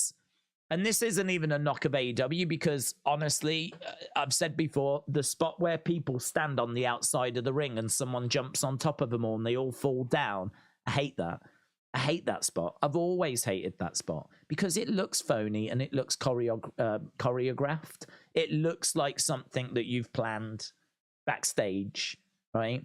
And that spot during that Blood and Guts match where they're all in submission holds at the exact same time, just looks like something that you've got together and gone, oh, do you know what would look cool? And it just looks fake to me. I just don't feel like I'm watching something genuine. I feel like I'm just watching a performance at that bit. And then you mix in like the fact that there's just like weapon after weapon after weapon after weapon. And if you don't care about like the first weapon, you're probably not going to care about the second one, and you ain't going to care about the third one and whatever. So for me, I mean, I'd be in the bad category, for example, on this. This isn't my kind of match. But as I said, if you've been watching this channel a while, that ain't going to come as a surprise. But I can equally understand why people would enjoy it. I can understand why there would be people out there that think that'll be like, you know, one of the best things they've seen. I've no doubt there'll be plenty of people on social media that are singing its praises. And this is important. I think they're being genuine. I think there are people out there that will genuinely have really enjoyed that match. And I think they are being genuine about that as well. I don't think they're just saying it because they're AEW fanboys. I think that is a match that there is an audience for. And I think AEW caters for that audience. So that's, you know, a healthy way to look at it would be if you didn't enjoy it, AEW's got plenty going on at the moment. There'll be something in AEW for you. And, you know, there's going to be the odd thing that's not. So, you know, for me, I love Jamie Hayter. I think she's a great talent. I love watching Kenny Omega in singles matches. I know I would have enjoyed FTR against Bullet Club Gold. I know I would, right? FTR against MJF and Adam Cole. I'm sure it's going to be a banger. I know that I would enjoy that. There's plenty about AEW that I enjoy. So when you get something that you don't enjoy, you know, you just kind of have to go, well, do you know what? That wasn't for me, but it will have been for somebody. And honestly, I would say if you watch AEW and you don't like any of it, well, listen, this promotion just ain't for you, is it? It ain't for you. If there's absolutely nothing in AEW that you enjoy, then this promotion just ain't for you. So there is enough about AEW that I get from it that means that I have not given up completely on like Dynamite or doing Dynamite watch-alongs. But yeah, this one's not one that grabs me personally. Man United Hodge said, Blood and Guts and War Games are just pointless matches for people to bleed. Well, again, I know that if ever you do criticize, certainly I think if I was to criticize WWE because I talk about it so much, I don't think people would tell me that I hate WWE, right? I think that people that have watched the channel know that I've been watching WWE since the early 90s. I don't think you can make an argument to say that I'm not a WWE fan, right? But if you criticize AEW, because it's not been around that long, and because we have been vocal in our criticism of AEW, I think it's easy to say, oh, you just hate AEW, right? Well, my counter would be, I don't like War Games either, right? I don't like War Games. I've never been a fan of War Games. I think I would like War Games if it was like two teams going at it and it felt a bit genuine. But again, those spots where you've got like, do you remember EO putting a trash can over her head and doing a moonsault off the top of the cage, landing on a load of people waiting underneath? Scripted, phony, fake, rubbish. I'll happily say that right here, right now on this AEW stream, right? Because it ain't double standards. If you're going to do something that looks fake, phony, choreographed, scripted, multi-person spot like that. I don't care if you're AEW. I don't care if you're WWE. I don't care if you're the British Broadcasting Corporation, aka the BBC, right? I don't care who you are. I will be critical of it because it's just something I don't like. So, yeah, War Games is one that also doesn't massively grab me. It's funny, though, because if you was to do a match in a cage, right, no weapons, forget the thumbtacks, forget the glass, forget the forks, forget the tables and all that stuff, the kendo sticks, right? I wish wrestling had never seen a kendo stick. Forget all of these things. Just put people inside a cage, like a cage match, right? Inside a cage, two teams going at it, battling, you know, a bit, I suppose in a way, a bit like what Elimination Chamber is, you know? Elimination Chamber doesn't have weapons. That's people in there, but I much prefer Elimination Chamber, you know? Much prefer Elimination Chamber.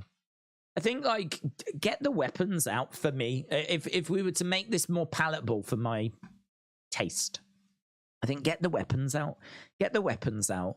And, like, really have it feel a bit more like, you know, two teams struggling, battling. Get rid of the fake, phony, multi-person spots. And you can still do some really interesting spots. You can still do some really interesting stuff, but just don't make it look as phony. Why did everyone have to do submissions at the same time? It just looks phony. So I think there is a way of presenting that match that would be more palatable for maybe people that didn't enjoy it. But as I said, you know, don't want to keep going around in circles, but I can understand people watching it and enjoying it. I can understand why people got something from it. Mr. Tar Heel said, I'm going to give it a 6. Not necessarily inaccurate, gives it a 7. Lance said, AEW's camera work has been shoddy forever.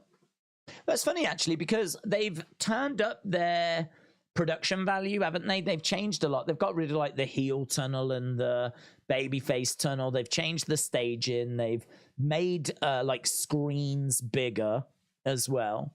I mean, the screen, there used to be quite, you know, there was a screen in the center, but now it's kind of, you know, there's more. So they've turned up, like, the screens. They got rid of the tunnels. They have obviously changed the graphics. If you remember before, it was like black and white and gold. Now we're bringing a lot more red and blue in. Some of the camera angles are different as well. Some of the production values have really changed. And it's just interesting to see people being a bit critical of the camera work. It's interesting to see people being critical of the camera work. Because that is, I must admit, it's not something that bothered me, to be honest. I think I was like just watching the action. I never found myself looking at the camera work thinking, oh, that's a rubbish camera angle or whatever. But it does seem to be something that people have picked up on. It does seem to be something that's, yeah, seems to have resonated with a few people. Maka said, Days, does MJF turn on Cole against FTR? Yeah, I mean, I don't think they're going to be together for a long time. I think the MJF Cole thing, I would imagine, wraps up on Saturday. I don't expect them to be tag champs. I think FTR win that match. And then, you know, what do MJF and Adam Cole do then? You know, the title opportunity is gone. Is it just going to be revealed that MJF was using Adam Cole just to try and get that championship? Is that why they were friends? Was it out of convenience, which, as we said earlier, would make sense? So you could definitely go down that road. But yeah, if I was a betting man, I would say that those two don't remain friends after Saturday. But as LS Dub said earlier, maybe you have Cole turn on MJF. I think the risk you run, though, is that it does turn Cole heel because MJF's getting some babyface reactions at the moment. He got a good pop when he came out. I think people are looking at MJF and seeing a slightly different side to him right now, and they're enjoying these segments. They're fun segments. If Adam Cole takes those fun segments away, and turns on MJF, and MJF hadn't done anything wrong, then I think you do definitely run the risk of Adam Cole getting booed. I think, in fact, I'd go as far as to say he would get booed. So I don't know. I don't know if you can go that way. You might have to turn MJF on Cole, because I can't see any way MJF's going to be a face going forwards. Kashawn said, also, what didn't make sense was the Claudio and Pac arguing. I don't think I've seen a problem there before Blood and Guts. I don't know. They're even arguing. It felt a bit forced and convoluted. It's a good word, convoluted. Well, to be honest, this is where I can struggle with that bit, because I don't watch Collision, and I don't watch Rampage, and I don't watch Being the Elite. So on one of those platforms, easily there could have been seeds planted. I'm sure there'll be some AEW fans that can jump in and go, look, this goes back to Ring of Honor, or this goes back to whatever. And this is why the problems are there. That I agree as a self-confessed casual AEW fan. I don't know why they were arguing. It's clearly there was problems there. Pat walked away. Don looked at the situation, pulled out Takeshita. Thankfully, it didn't go on much longer after that. Because, I mean, look, 3 against 5, you ain't winning. So it didn't need to go longer after that point. And that was it, Golden Elite pick up the victory. But yeah, I can't give you any backstory on that. Delayed Gratz said WWE has got better production, writers, fans, money, but it's not a better wrestling on TV, said Delayed Gratz. Red Sky said Adam Cole is better as a heel than a face. Jonathan said the crowd should sing Jungle Boy's old song when he comes out. Donald said if MJF turns on Cole, it really makes Cole look like a simpleton. Well, yeah, that is true. That was the point LS Dub made earlier. If MJF turns on Cole, then Cole should know. I mean, I think there's still a way to present it, though, because I think Cole could be aware of, like, MJF could now turn on him. So I think as soon as that goes, I would like to see Cole with his guard up. I think if Adam Cole's got his guard down, I agree. It would make him look a bit of a... But I think Adam Cole could be very watchful of MJF. Cole doesn't turn on MJF, but, he goes over. They say a few words. Whoever it is that got pinned, maybe it's Cole that gets pinned, goes over, like, listen, I'm sorry, whatever it might be. But I would like to see Adam Cole with his guard up. Because I agree, as wrestling fans, we are expecting it. We are expecting the turn. So Adam Cole should be expecting the turn as well. So I would like to see him, listen, I'm sorry. I don't want to see him, like, turn his back on MJF and, like, oh, I can't believe I lost and all that. If you do that, I agree. It's going to look contrived. It's going to look scripted. La, la, la, yeah. If he's going to lose and turn his back on MJF nails him from behind, it ain't going to be the biggest shock in the world, is it? So I think I'd like to see Adam Cole, like, facing MJF, keeping his guard up. You can still find a way of MJF getting Adam Cole. There's going to have to be a brief moment where he, like, steps through the ropes. There's going to have to be a moment where he is going to have to momentarily, even if he only, like, turns to the side to get through the ropes. Bang. So I agree. I think the way that they do that will be interesting. But it's going to be on Collision. I won't be able to see it, so we'll have to see. Red Sky said Pac was only in the match because of Daniel Bryan was injured. Ilya said, have you played Fight Forever? I haven't. I've heard all right stuff about it. I think it's a good foundation for the what's to come. So, I mean, I've seen a lot of 6s. I saw 1-8 for it as well. I've seen a few glitches. You're going to get that. I don't think anyone was expecting that game to come out and be completely glitch free. So you're going to get that. But I think that I think as an engine, it looks good. And I think that you can hopefully now just sort those glitches, tighten everything. And I think the next game that comes out could be the one to get. That could be the one to get. Fight Forever 2024 or 25, whatever. Big Time said, does the dancing and over-the-top comedy, does it hurt credibility like this is your world champion? Well, I mean, I don't think it... I think he's got enough in the bank, you know. I think MJF is someone that has, you know, been so devilish that I think if you've been watching for a while, he can, you know, he can... We've seen him singing, haven't we? He's been coming out doing, like, singing and stuff. So I think like this segment won't hurt him. I don't feel like having watched that, I don't feel any different towards MJF. I just think that if you're a casual fan and you tuned in tonight to watch Blood and Guts and maybe you haven't been watching, I would question the decision of having them do that dance off on this show. I would question that.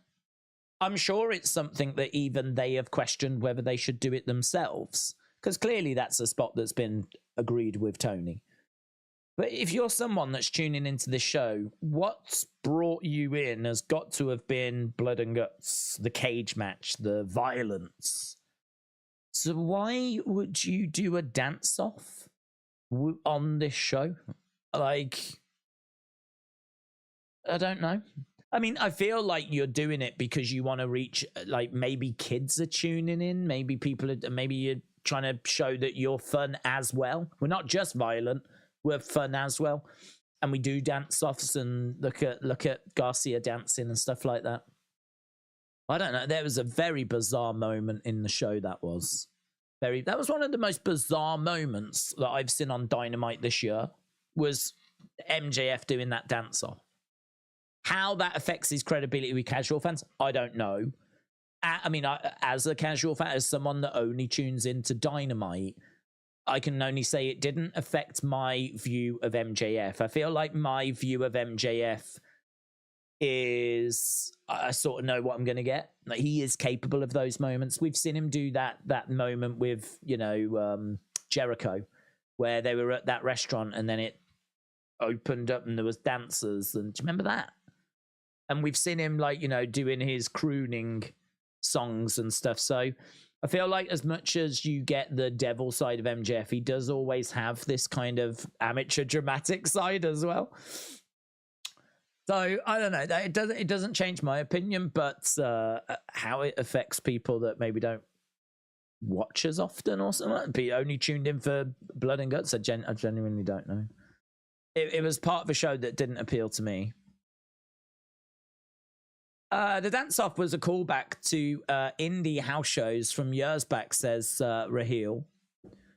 Ilias said, is AEW Blood and Guts full bloods? Is it full blood? What do you mean by that? Why not just have Cole become heel? You could keep MJF as heel and freshen Cole up. Could have Blackpool Combat Club screw FTR out of the belts to further their program. Why not have Cole become a heel? Why not have him just join up with MJF and them just hang out? Why not do that? Suppose you could. I mean, the only reason I'd say why you can't do that is because it feels like Cole is going to be an opponent for MJF. And I don't think that you're going to have him be an opponent. What with All In coming up and All Out coming up, if you're going to have this friendship carry on and you're going to keep doing these fun segments and you're going to keep these two together and you're going to do the match, but you're actually going to do it much further down the road, right?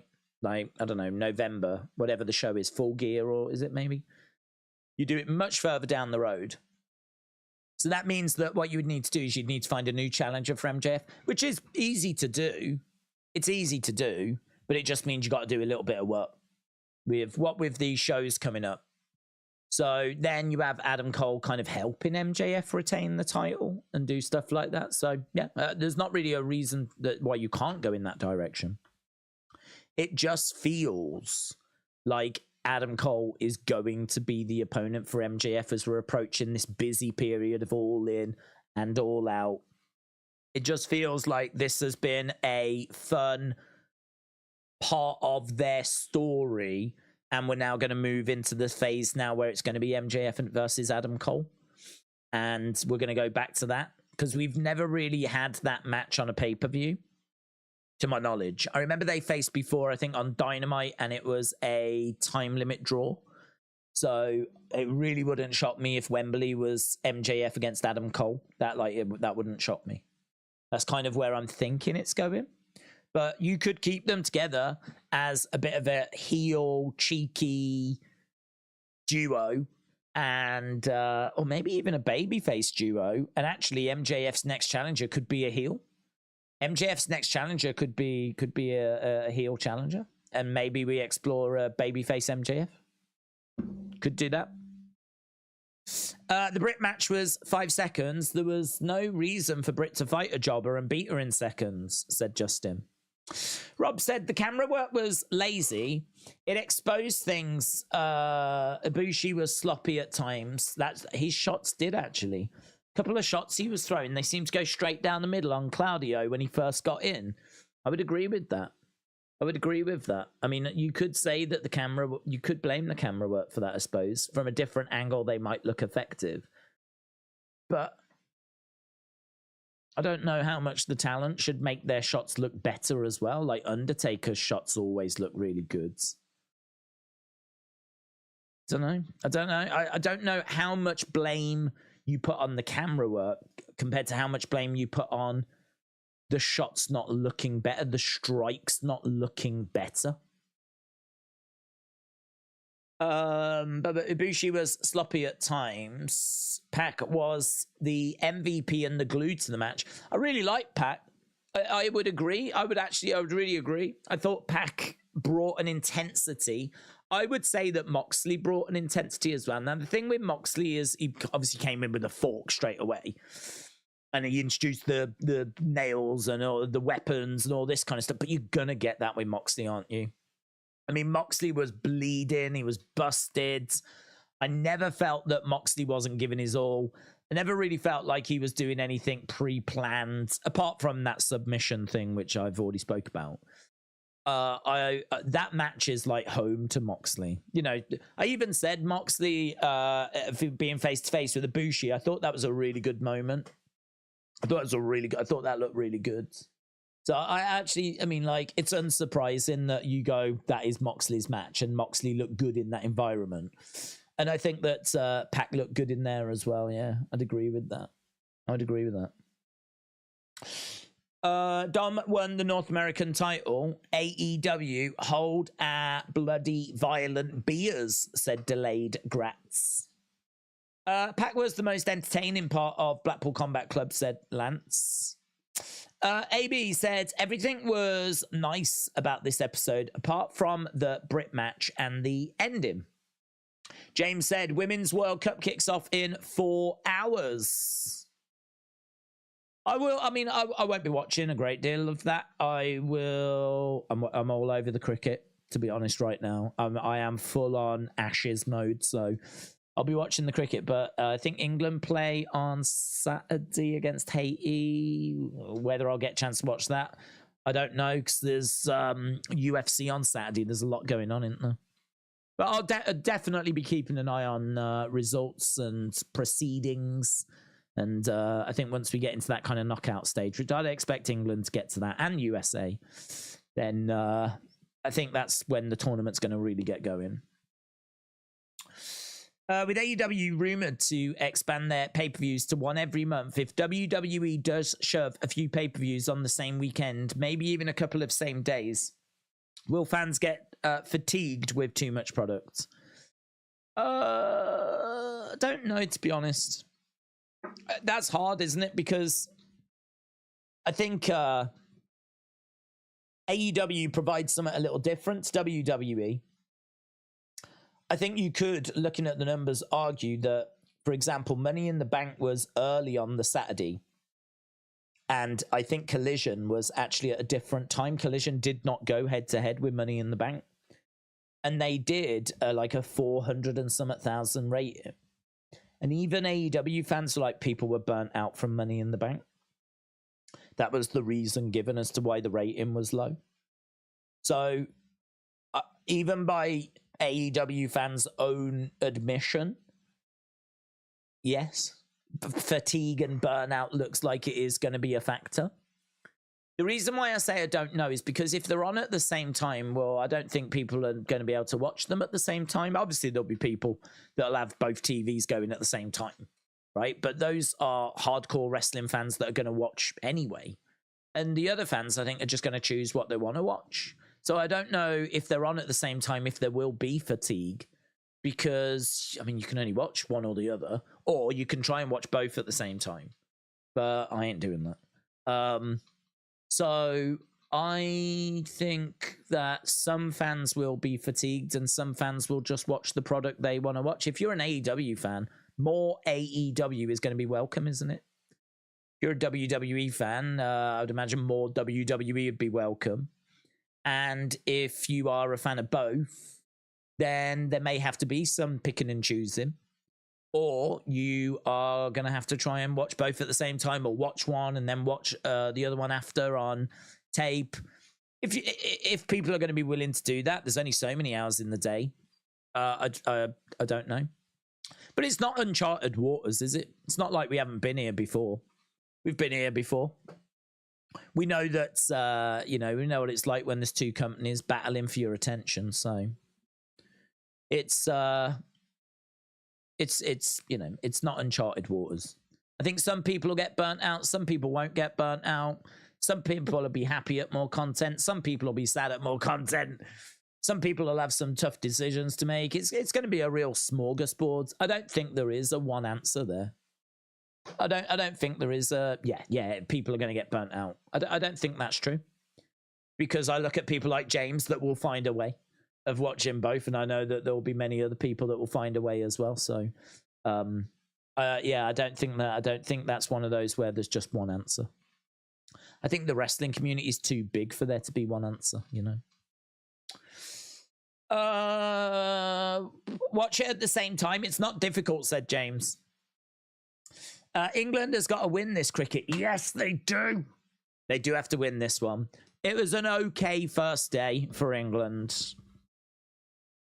Australia scored 299 runs, which, that's not bad. I mean, if we can get them out for like 320, 330, I would take that now. I think if it's 380, 400, that's big score. That's a big score. So you're really looking at 320, 330. If it's going to be 350, I'd say that's even. If it's going to be 380, 400, I'd say that's Australia. So tomorrow morning's going to be critical. Well, actually, I say tomorrow morning, in about 7 hours' time, we get going again. So we've still got to get a couple of their people out. So we'll have to see what they get. And then England will be batting, and they've got to get as many runs as possible. Today is day 2. Day 1 ended with Australia scoring 299 runs, England getting 8 wickets. You've got to get 10 wickets to get a team out. We've got 8 of their people out. We've got to get 2 more out. So we'll have to see what they finish on. But it's tense, man. It's tense. I would say that you'd probably be slightly happier if you was England, but there ain't loads in it. You don't really know until both teams have had a go, until both teams have batted. So Australia batted first. They got 299. Well, and they're still going. We'll see what they finish on, and then obviously we can judge once England have batted and we know what their score is. And then, we do it again. That's why it takes 5 days. That's why it takes 5 days, because there's a lot to try and fit in.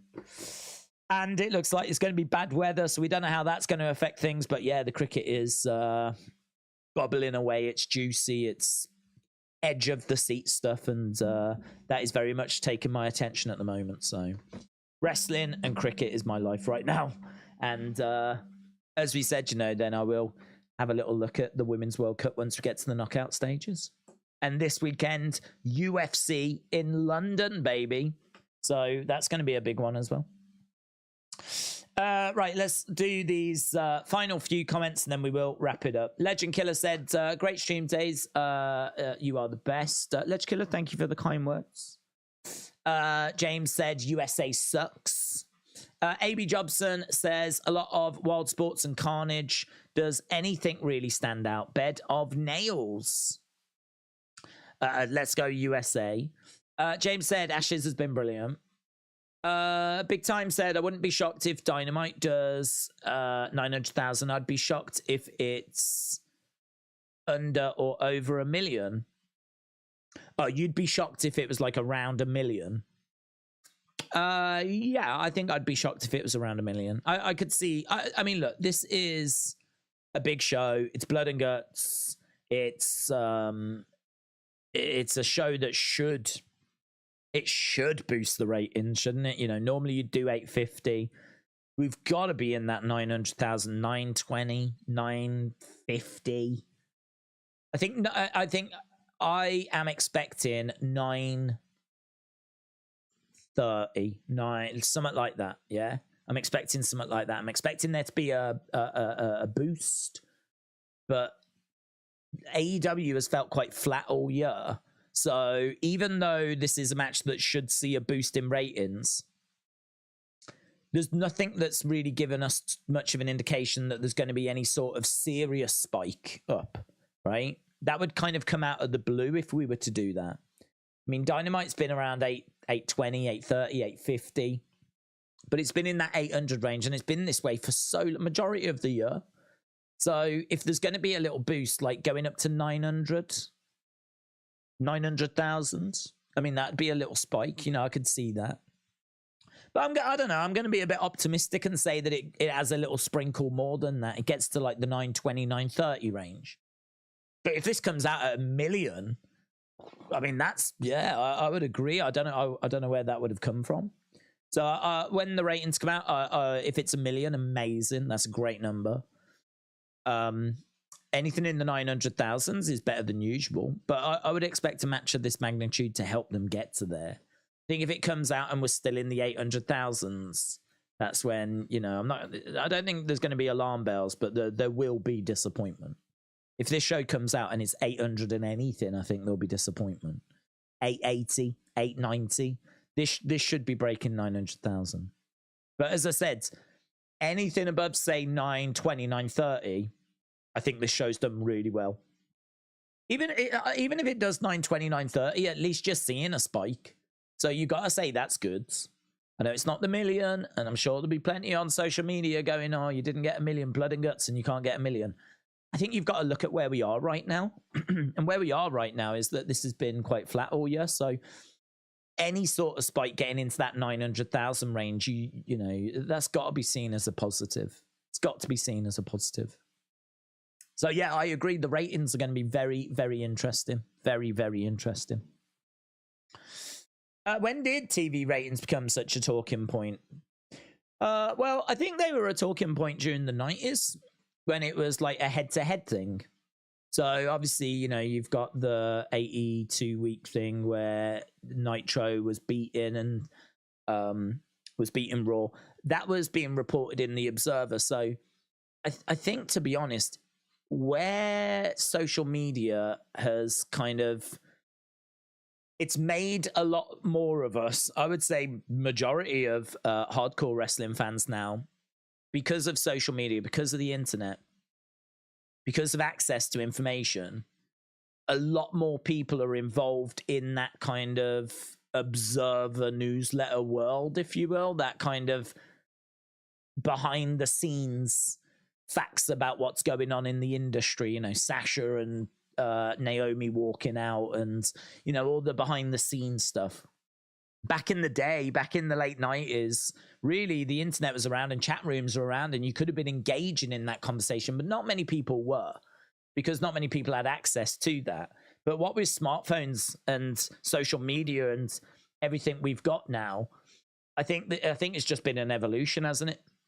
It's just been an evolution over time where more and more of us have been able to have those kinds of conversations And so I think if you was part of the Observer newsletter and you were in those chat rooms back in the 90s, I think that was a conversation you was having.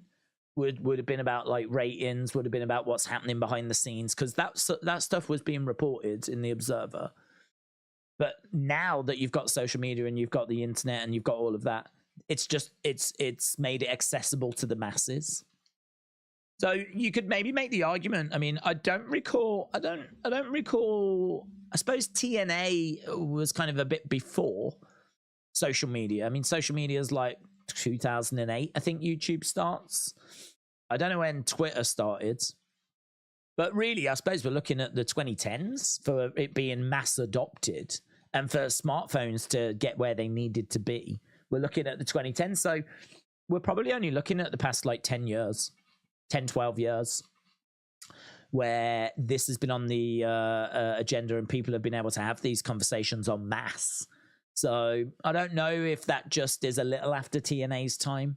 Might just be a little bit after like the TNA kind of WWE thing. So really, this war with AEW is probably the first example of it, where we're getting Dynamite going up against NXT. Both companies have positioned themselves as rivals. I mean, Tony's been very vocal about there being a war, right?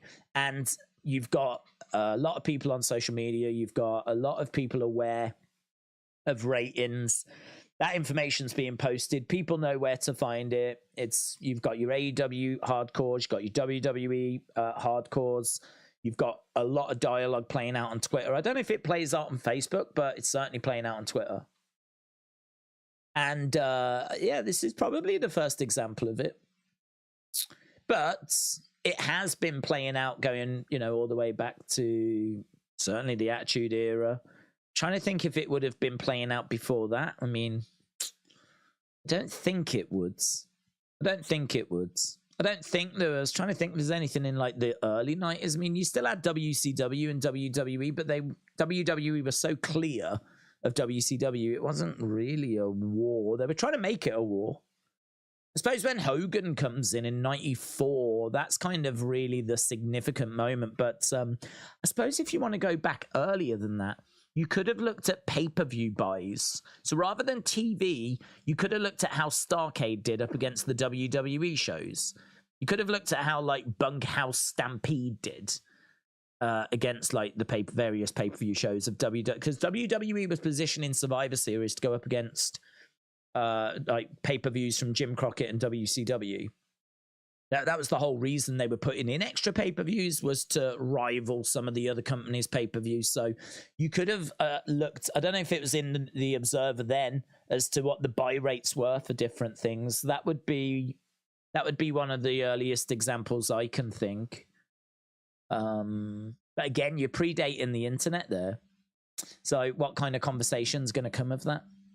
Only people in their own homes and amongst their own friends. So this AEW NXT one is maybe the first example of the ratings being a conversation on the scale they are. Unless you go back to like TNA against WWE. But I don't think that was really, that conversation wasn't on this same level. That wasn't on this same scale. I mean, I can think back to myself, going back to like 2016, 2015, 2014. I'm thinking Twitter's around at that time. Obviously, the Observer's around at that time. TNA's around at that time. WWE's around at that time. But TNA just felt so out of WWE's league by that point that I don't think this was really a conversation, not on the scale it is now. So this probably feel like the first time. Trini said, ratings don't matter to me as a viewer. They only intrigue me because I'm a businesswoman. I do accounting for a living. So numbers always intrigue me. But when I'm watching, I don't care. WCW was never known for their pay-per-view, said A.B. Jobson. WCW sold out in 2000 was their last event. Trini said it was an 8 for me. Meltzer gave the Jericho Commander match 4 stars. Meltzer star ratings are more relevant than cable ratings, says Dirty Aubrey. Ratings suck. They need the worldwide figures, not just Americans. I mean, you do hear that argument, don't you, about how the rating system is very outdated now, and I think that's a fair argument, to be honest. I think it's a fair argument.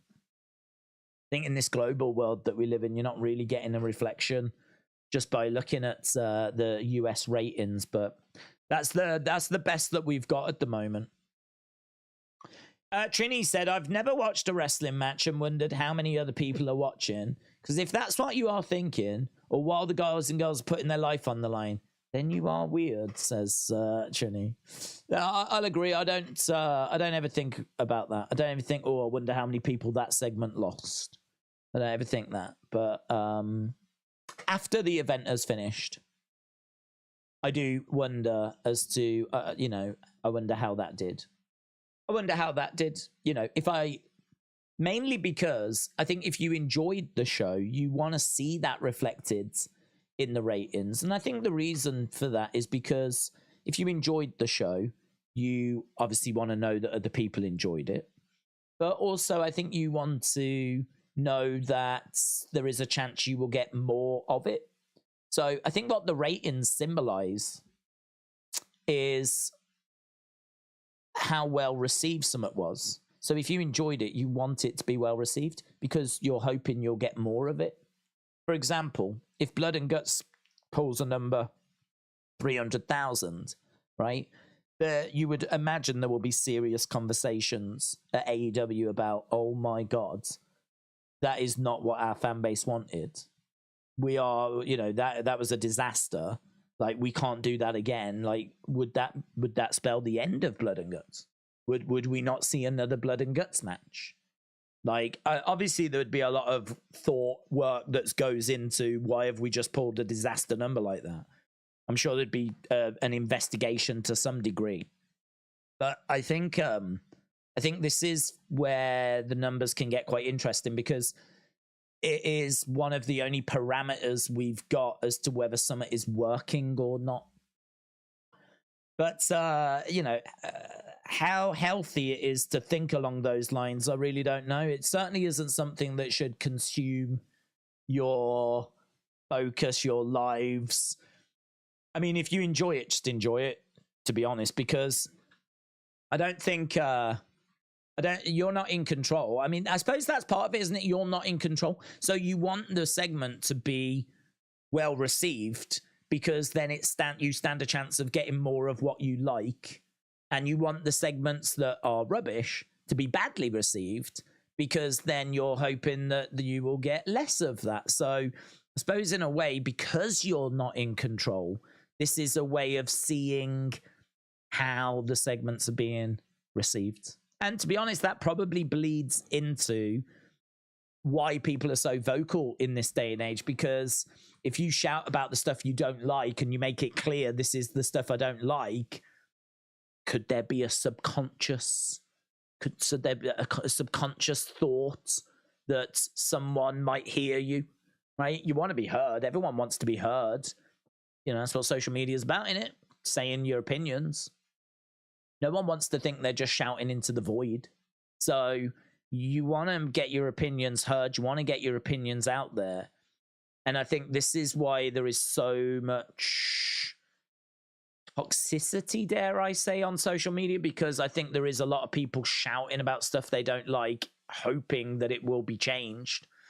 And I think this is why the ratings are so invested in, because again, that is a barometer as to what is being received well and what isn't. And again, if there's a segment you really hated, I could imagine people hoping that segment is badly received, because then fingers crossed we don't get more of it. And if there was a segment you hated that was really well received, well, then you might be feeling a bit worried because it might mean you're going to get more of it. So I think there's probably a lot that goes on, isn't there, when it comes to the ratings and it comes to what you see on social media and all that kind of stuff. I feel like you could do a proper deep dive into that. What do you score Blood and Guts? 33% of people. So a third, exactly a third. So that would be, oh god, what's a third of 373? 120 something. People said it was amazing. Not many behind. 29% said it was good. 20% said it was average. 15% said it was bad. So clearly amazing and good winning out there. But it's not like we had like 80% amazing or anything like that. It was pretty well split. I mean, average ain't a million miles away from good. Good ain't a million miles away from average. But it has gone in that order. So amazing won. 33%, a third of people said it was amazing. 29% said it was good. 20% said it was average. 15% said it was bad. That gives you a real glimpse as to how it was received. That's a good sample size as well. Nearly 400 people. So I feel like that's given us a good glimpse as to how it's played out and how it's been received. So by and large, gotta say people enjoyed it. And as I said, I can understand why people would enjoy it. I can understand as to why people would get something from that. But equally, I can understand why people didn't. So I think it is one that is going to divide opinion as those results are showing. James said, I went for good. The match was great, but the ending let it down. Them walking out was dumb.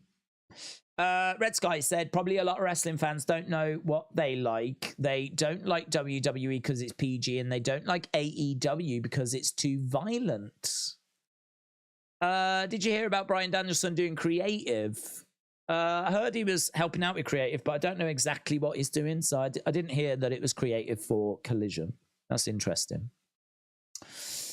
Trini said, I went for great because I'm trying to be less biased towards AEW. Right. Okay. We are done. We've stuck around for an hour after that finished. That was an hour that we just did. We did an hour before. We watched the show and then we spoke for an hour afterwards. Dedication. I've got a video I need to upload. I'm probably not going to upload it tonight, to be honest. I don't think doing that would be the wisest thing. I'll probably upload it tomorrow. But yeah, SummerSlam 92. I'll do it tomorrow. We'll upload that tomorrow. And appreciate the support. Yeah, glad that people enjoyed it, got something from it. Jim said Blood and Guts should be a pay-per-view. Maybe it will. If they're going to 12 pay-per-views a year, perhaps one of them will be Blood and Guts. Makes sense, wouldn't it? So, okay, awesome. Thanks a lot for joining us. Just judging by how many people joined us on this one, I think it's going to get a good rating. You know, we normally are around 3,000 to 5,000 for our NXT and AEW streams. This looks like it's going to be close to 6,000 people that joined us. So, looks like it's going to be another pretty well-received show. Just like how NXT did well last night. It feels like this one's going to have done well as well. So I am anticipating a good, decent number here for AEW. Awesome, guys. Thanks for watching. Bye for now.